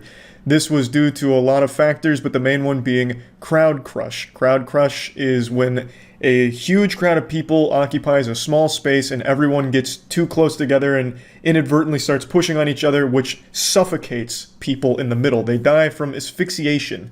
Crowd crush is an agonizing and horrible death, which unfortunately 8 people suffered yesterday at his concert. I made a video going over this, and since then there's been a few people that went to my Twitch streams just to say Travis Scott did nothing wrong and bears no responsibility and called me a cuck. And I swear to God, if I have to read one of those brainlet takes one more time, I'm gonna go sicko mode. I will say again, while Travis Scott wasn't responsible for the conditions that caused the horrible crowd management and the crowd crushing, he had ample opportunity to pause the concert or stop the show altogether. People were saying Travis Scott didn't know what was going on, so had no reason to stop the concert. So I guess they just think Travis Scott is the dumbest man on the planet who performs with his eyes closed. I don't know. Because if you just look at the pictures taken from the stage or some of the video from the stage, you can literally just see an ambulance going across the crowd because there's ambulances at all times throughout the concert because people were dropping over unconscious, literally dropping like flies. You were statistically more likely to die at the Travis Scott concert than you were shark attack, lightning strike, fucking driving in a destruction derby. Like, it was a lot of people falling unconscious and an ambulance pretty much at all times in the crowd. And the crowd, of course, dancing on top of the ambulance, all of which was visible from the stage. And also the crowd was begging the organizers as well as screaming at Travis to stop the concert. But even still, let's assume all of that. Travis didn't see the ambulance. He didn't see or hear anyone begging him to stop the concert. There is a clip that I mentioned in my video where Travis Scott literally tells security to get one of the unconscious bodies out of there. He noticed that one of the guys was fallen unconscious or something. He asked security to get him out. Security is crowd surfing the guy's body out of the venue as Travis Scott is watching and singing at the body, literally giving it a walk-off song. Travis Scott knew people were falling unconscious, as evident from that one clip alone, and he still chose not to pause, take a break, or stop the concert. He bears a lot of responsibility, and Travis Scott has stopped concerts before for much less. There's a very popular clip that's now floating around where Travis Scott crowd surfed and got his shoes taken, and he stopped the concert on the spot to spit on the guy that took his shoes and tell the crowd to beat his ass. So Travis Scott has stopped concerts for his shoes, but doesn't stop it for the loss of life. So he values shoes more than people's lives, I guess, more than his fans' lives. That's the impression I get. Travis Scott bears responsibility, accept it, stop defending him, stop huffing that copium. Now with that being said, let's check out his apology video. I just want to send out prayers to the ones that was lost last night. We're actually working right now to identify the families so we can help assist them through this tough time. You know, my fans really mean the world to me, and I always just really want to leave them with a positive experience. Man, you can tell this clip is serious because he put the black and white filter on it. Fuck. You can tell it's really getting to him.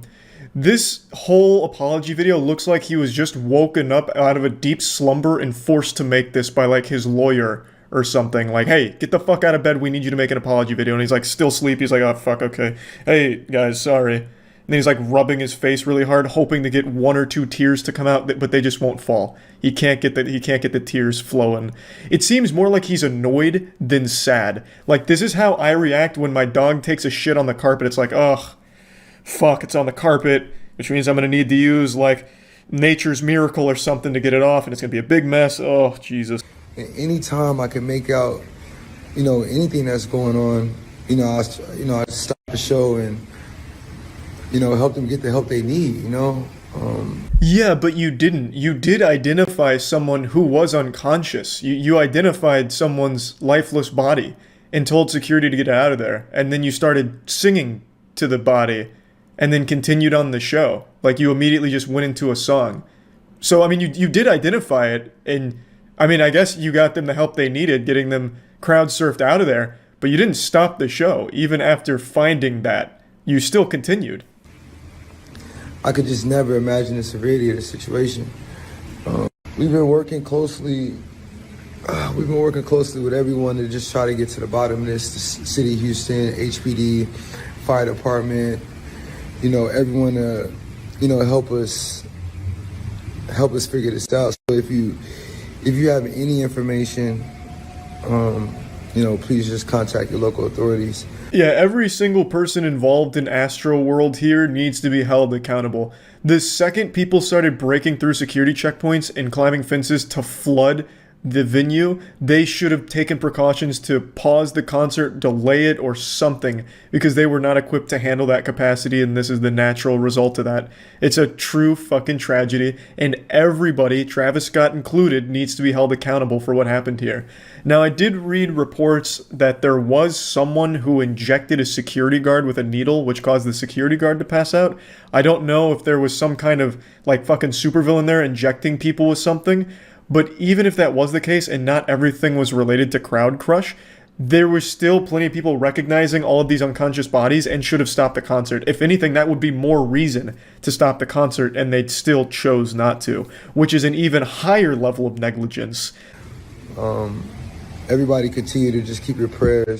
I mean, I'm honestly just devastated, and I could never imagine anything like this just happening. And I'm gonna do everything I can to keep you guys updated and just keep you guys informed on what's going on.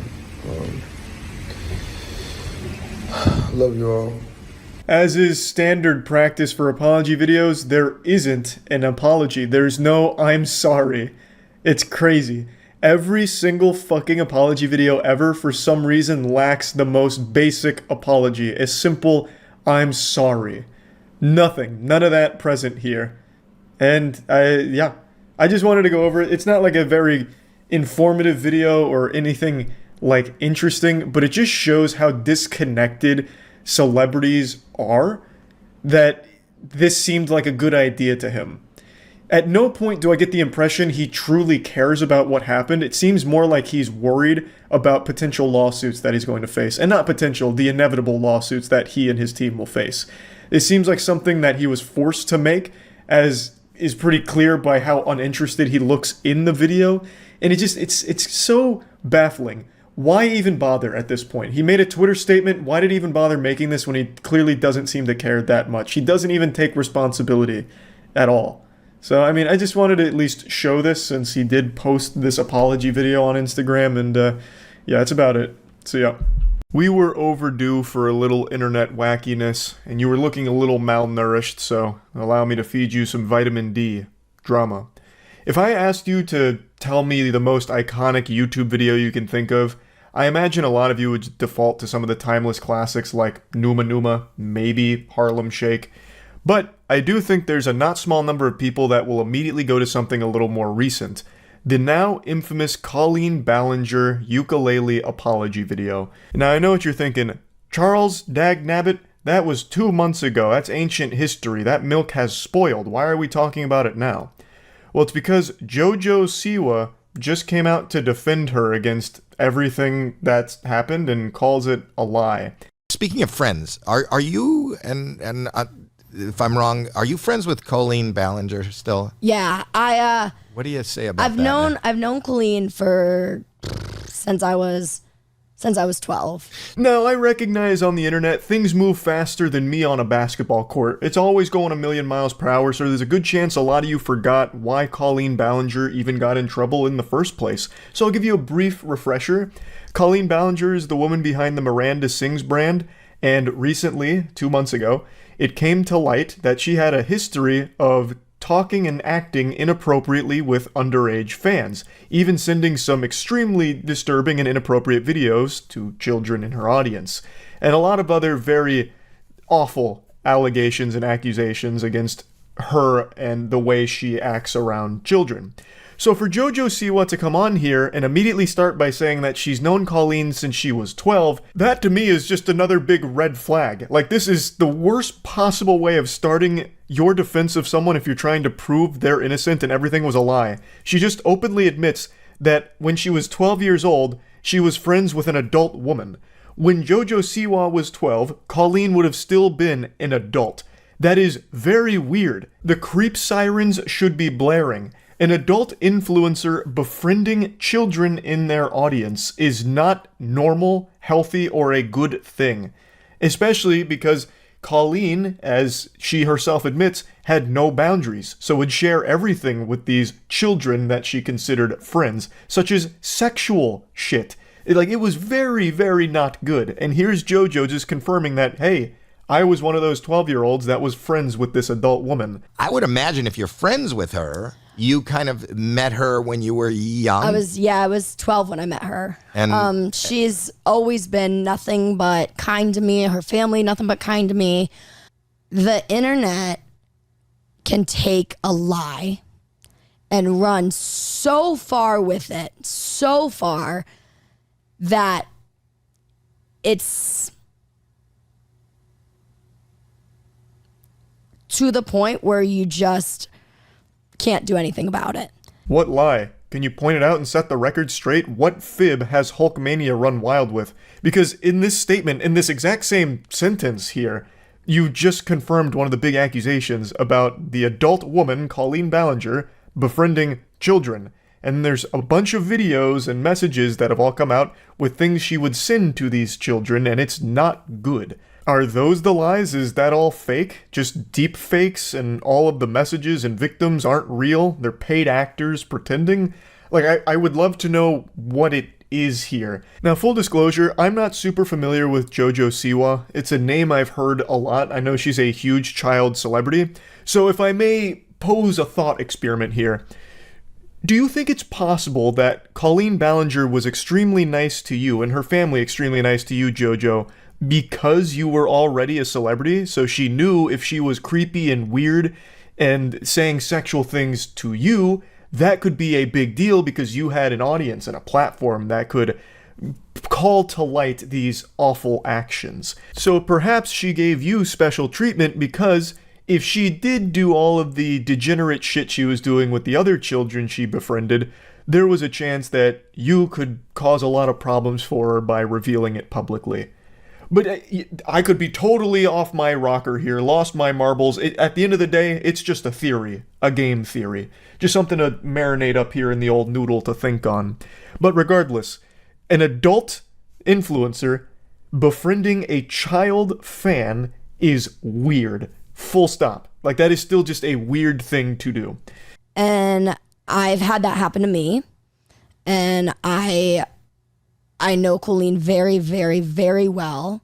And I think the work that Colleen has done for the internet is incredible. I think her creativity is incredible. Miranda Sings is a character, is a comedian. Comedian is a word we're using very loosey-goosey here, but even still, there's not exactly anything side-splitting, gut-busting hilarious about an adult sending sexual videos and messages to kids in a group chat.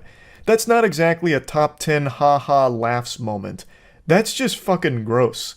So you can't really just excuse it at all as like, she's playing a character, just being a comedian. It doesn't really work here. And once again, you should not know Colleen Ballinger very, very well.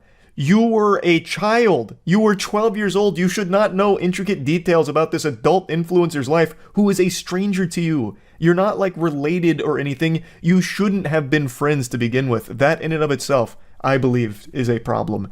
And I think that it's very hard to be a character where people are also looking at you as you're a real human behind that character. And I think being a comedian is very hard because you were able to do things years ago that were okay, and now that we've grown and we've matured, we've realized that they're not okay. You know what I mean? Like, in and of itself, that statement's not entirely wrong. Of course, things were different, like, 15 years ago on the internet. Like, some of the videos then have not aged well and would be very differently in terms of their perception today. But I don't recall there ever being a time in the internet's history where it was looked at in a positive light with an adult sending sexual shit to children. That's never really been something that's been written off as just comedy. So, this is kind of a nothing statement here, and by no means does this defend her at all or prove her innocence. You said that the internet ran with a lie, but now, instead of trying to prove that it's a lie, you're just saying, things were different a while ago, and now that we've matured, things aren't okay like that anymore. It's like, well, what the fuck are you actually even trying to say with this? I don't think JoJo herself knows. She just doesn't want to accept that someone that she was close with was actually just not a good person, I think. But you, as somebody who's been in the public eye for a long time, Yes. do you think that it is appropriate to communicate openly with everybody that reaches out to you? No, I don't think that communicating with fans is, you got to be careful to not And that's what I'm saying, to like- not blur a friend-fan line. It's very tough. Howie seems to get it, and it doesn't seem like he wants to ruffle any feathers here, so he's being as light with this as possible, tiptoeing around it a bit, but he recognizes that perhaps we should be calling attention to the obvious elephant in the room, that adults in a position like Colleen Ballinger was probably shouldn't be openly communicating with child fans like this. And I also want to point out that Howie Mandel, anytime I think about him in the modern age, I immediately just think back to that TikTok video he posted like a year ago, where he had a picture of this dude whose entire asshole fell out of his anus, and Howie was in the corner with a selfie saying, "Hey guys, this just happened to my buddy Eric. Do any of you know if this is COVID related? Is this a symptom? Let me know in the comments." Dude just dropped a fresh 2022 Goatsy, a brand new prolapse out of nowhere, and it had me giggling. So anytime I see him, I immediately just, in my mind's eye, picture that picture with Howie's face next to it. I don't know if that's how his show is, like if he has that kind of content on his show. I imagine not, because I don't think JoJo Siwa would agree to be on like an explicit show like that, since she is a like child star and makes exclusively family-friendly content, I believe. So I don't think that's how his show goes, but I just want to point out, like, if it is, what a crazy collaboration for JoJo Siwa to go on that kind of show. That'd be like fucking Hellraiser collabing with Fortnite for a skin. And I'm just saying this as a parent again. You said you started communicating with her when you were 12. Yes. Is that, do you want to be a But you parent? guys were in the same industry. So we were too. in the like, same- You guys were making videos and stuff together. So right? we actually met. I'm just going to summarize the story JoJo tells here. It's about how her and Colleen Ballinger met. Basically, when Dance Moms was airing, which JoJo was a star of, I suppose, they didn't get invited to a party. Colleen Ballinger caught wind of it, saw that they were upset that they weren't invited, tried to make it up to them, and they all got dinner. Colleen was telling me that night about YouTube and how her whole family did it and how it was awesome, and she vlogs her life. And that night is when I went home and I made my YouTube channel and decided that that was going to be my career, essentially. And That's a wonderful, sweet, appropriate story. yes. I think Howie's right. This story isn't alarming. They got dinner. It wasn't just Colleen and JoJo, it was others as well. And Colleen was talking about YouTube as a platform and ended up inspiring JoJo Siwa to start her own YouTube channel. That's not concerning. What is concerning is staying in constant communication with this adult that allegedly had no boundaries with the children that she would frequently communicate with. That's not normal, and that's not okay. How is it for you now being her friend and reading some of what we read? Do you think it's all a lie? Do you think it's like, have you talked to her? There have been a lot of people on the internet who have gotten hit with this cancellation.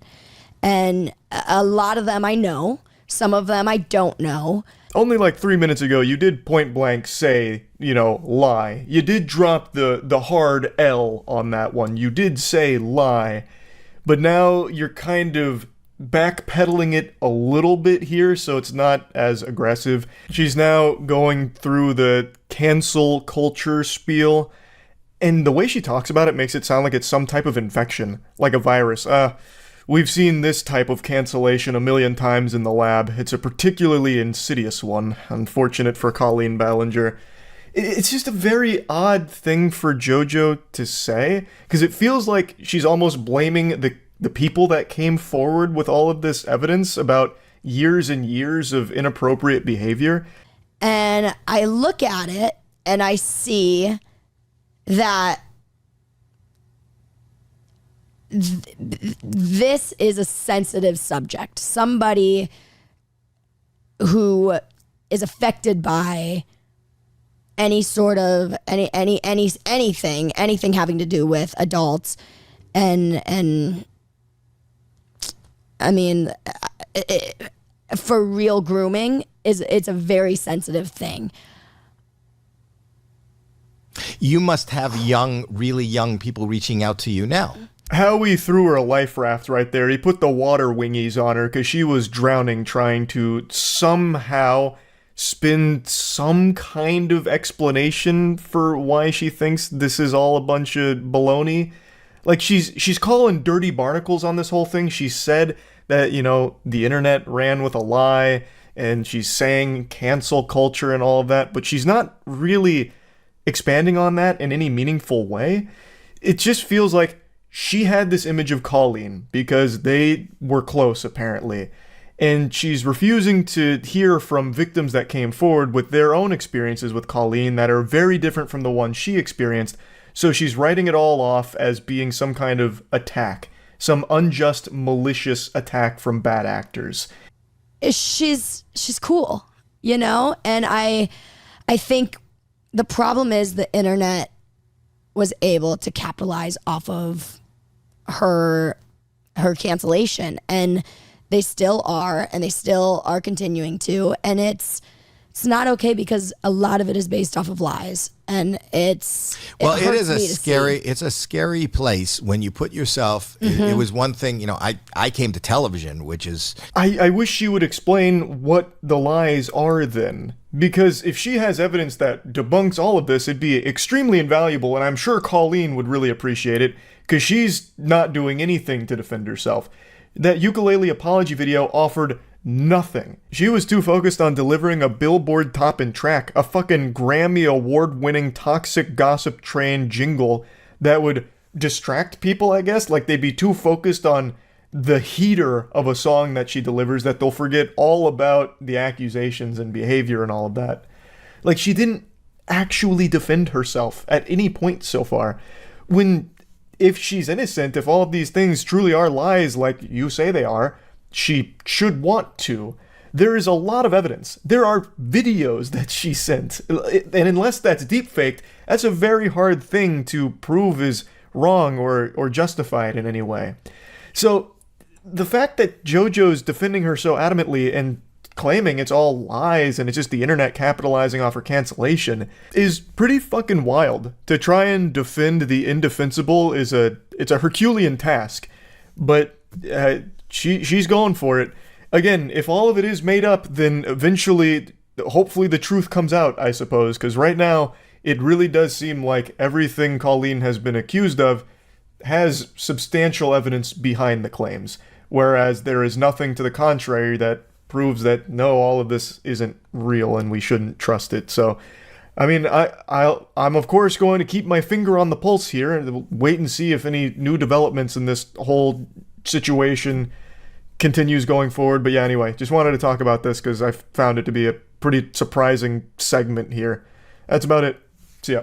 Okay, let's see the Liver King response. This is, again, a follow-up to the big expose from More Plates, More Dates that revealed in an email that Liver King isn't natty. He was communicating with a coach to get advice on his stack, referring to like the HGH and everything he was cycling. Which is a big deal because Liver King has always defended that he's 100% natural. All you need to do to look like him is follow the 9 ancestral tenets. And he has a ton of companies, claims to make $100 million a year, but it's all based on being able to look like him through natural stuff, which isn't the case. So this is him coming out about it. If I had to spitball a guess, I would imagine Liver King takes this directly. I don't think he's going to try and like claim it's all deep faked. He's not going to claim it's reptilians behind the scenes of the puppet master that faked the emails. He strikes me as someone who's going to try and take it head on and just hope that the majority of his audience doesn't care. That's my guess. Primals, I'm making this video to apologize. Because I fucked up. This is kind of quiet. Because I'm embarrassed and ashamed. I've stated that this is a complicated as fuck topic, at least to me it is, because before social media, I was rich and anonymous, and after social media, I'm still rich, but no longer anonymous, and I never expected this kind of exposure. That was very frank. In the public eye. That's what I mentioned briefly in the video. Way before he was the Liver King, he was still super rich. Like, he was still very rich. Clearly, I did it wrong. And I'm here now to set the record straight. Yes, I've done steroids. Classic YouTuber sigh. And yes, I am on steroids, monitored and managed by a trained hormone clinician. Liver King, the public figure, was an experiment to spread the message, to bring awareness to the 4,000 people a day who kill themselves, the 80,000 people a day that try to kill themselves. Our people are hurting at record rates with depression, autoimmune, anxiety, infertility, low ambition in life. This is all very sweet and everything, but you deliver a message and then sell products based around the message, of which you just admitted a large portion of it, your physique, is a lie.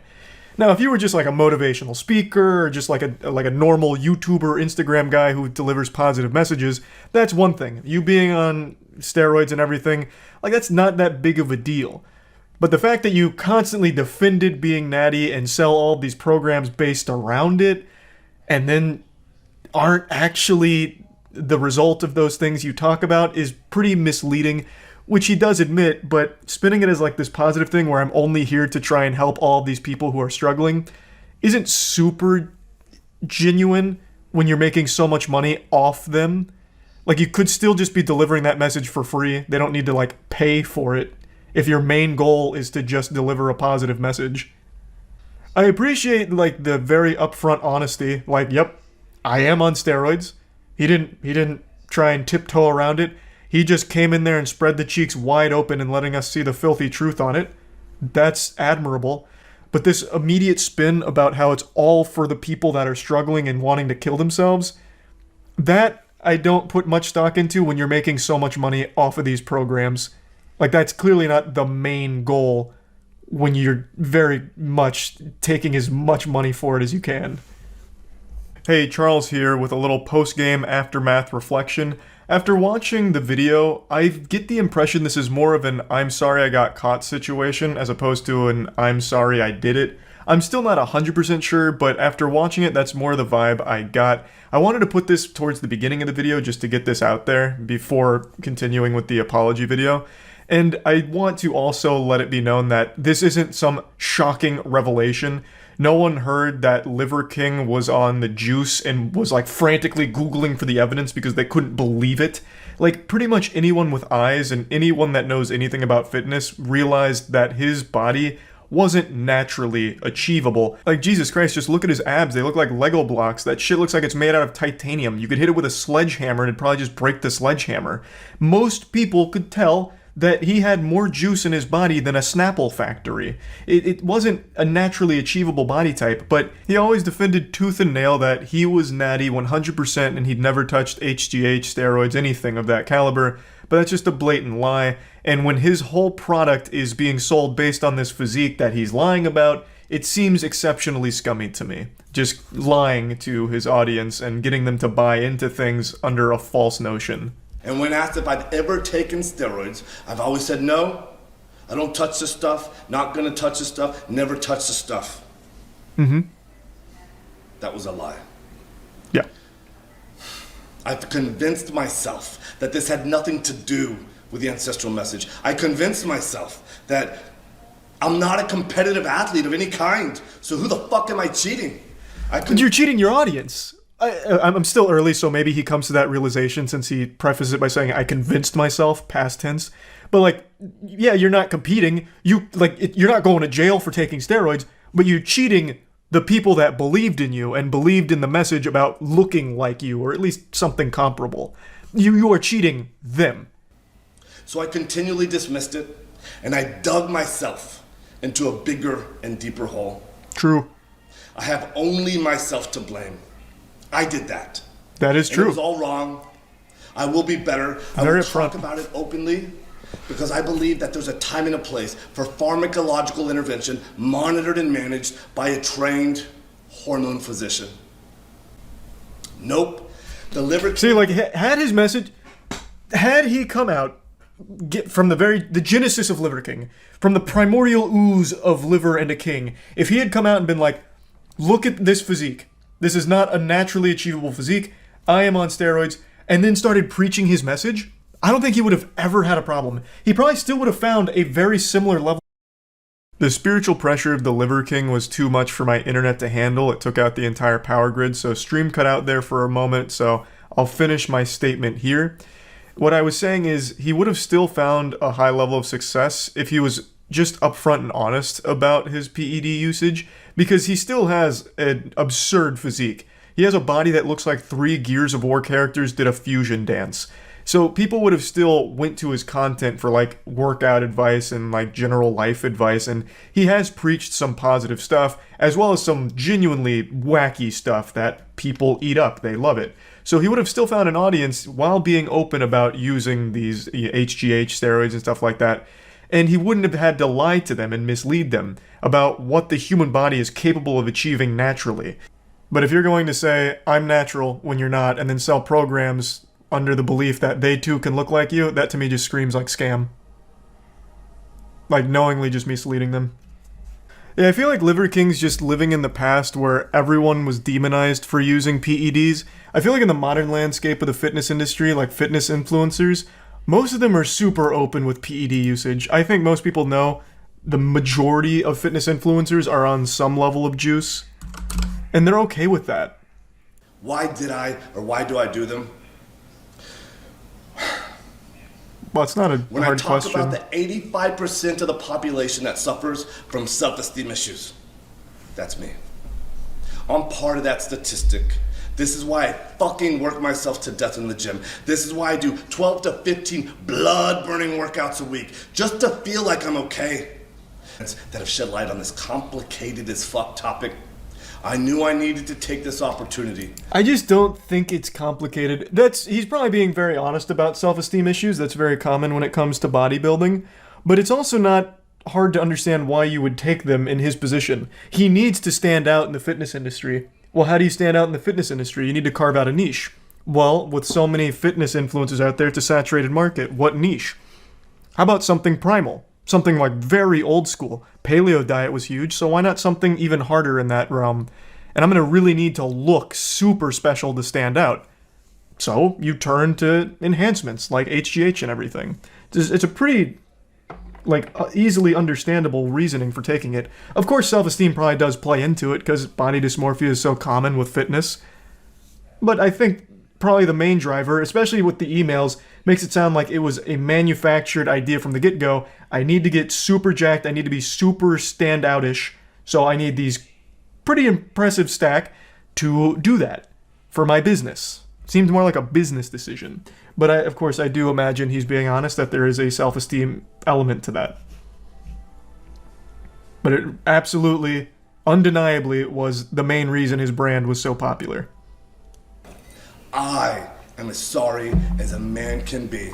And all I can do is take extreme ownership right now, be better, and lead myself to a better life as a better human. Again, thank you to everyone for the support, the criticism, the love, the hate, and above all else, the loyalty. Liver King.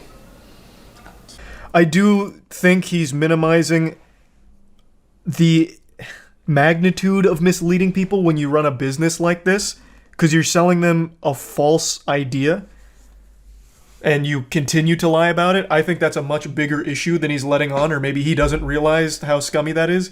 But overall, it seemed like he accepted responsibility for all of his lying, which is a good start. He didn't try and put that blame elsewhere. He didn't really try and deflect it. He downplayed that quite a bit, but it wasn't a horrible apology by any means. You think he's going to keep using it, or will he quit? And what's your guess on how much muscle he'll lose? He's not going to stop using it. I still think, even though his audience, judging by the comments, is very much on his side, if he didn't look like this, they would probably stop watching. And he knows that, so he's not going to stop. I think he's just going to be more open about it. I think that's the only path forward for him, but I don't see a world where he stops using.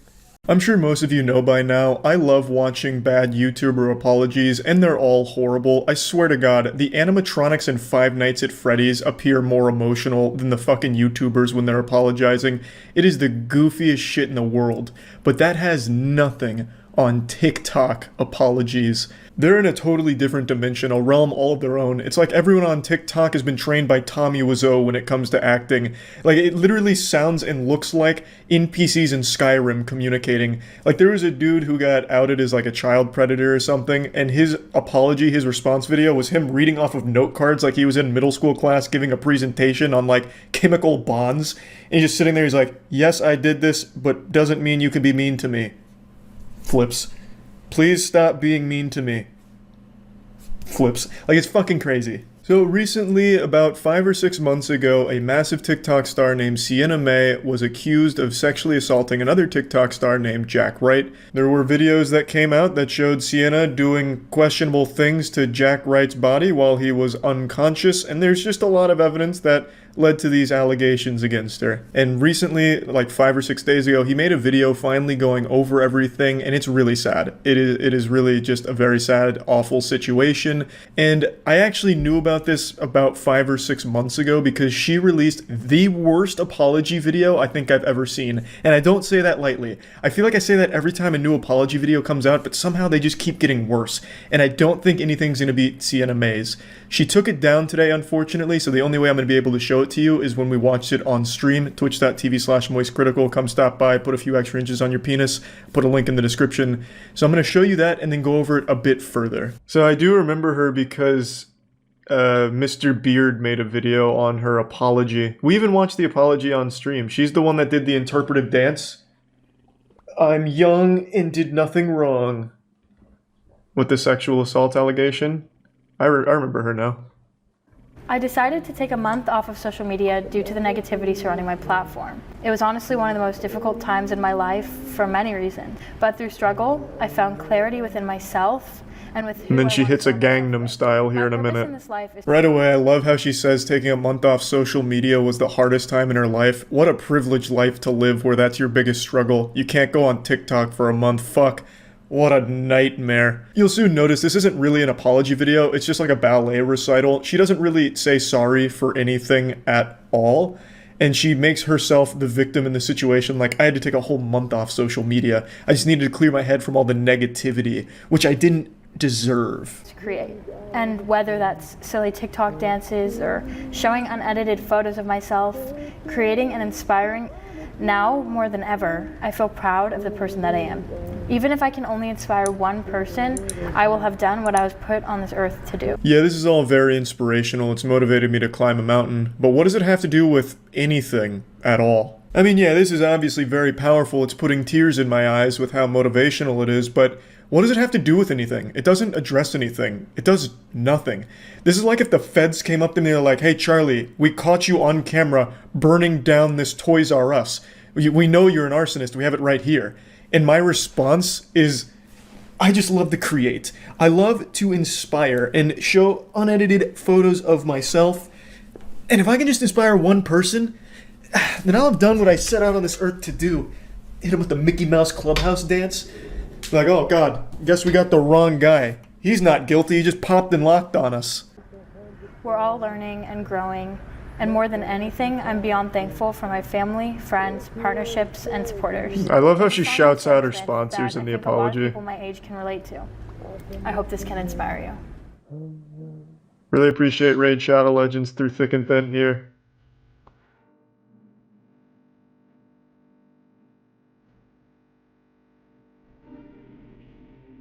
Like, how can you not forgive her after this? But to me, just to me, making me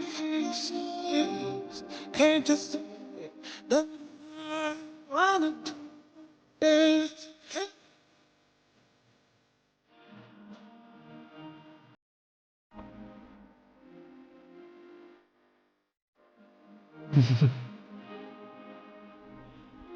I'm convinced she did nothing wrong.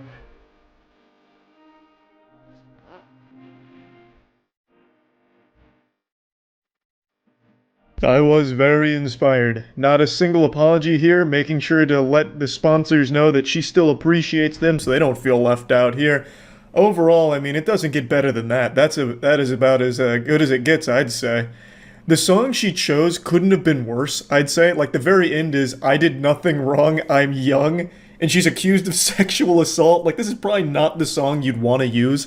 Feels really off given the circumstance for why she's doing this. It's really a fucking weird choice. It almost feels like she's rubbing Jack's face in the whole situation. She makes herself the victim and then tries to spin this whole thing as a way of making herself like the hero of the story. Like, I had to take a whole month off social media, but now I'm back to inspire. Now, even beyond this horribly choreographed Broadway dance number, she released a series of videos saying the allegations were false and lies, just outright denying any of it ever happened, despite overwhelming evidence to the contrary. So the whole thing has been just a big, gross mess. But yeah, I mainly just wanted to show you that apology because I think it's going to be a pretty tough one for someone to beat. This was very egotistical, and it wasn't an apology. I don't know why I even keep calling it that. This was her, like, victim blaming and making the whole situation a way of trying to like become more popular from it almost. I don't know. It was just fucking stupid, and I just had to at least show you all this whole situation, and that's about it. So yeah.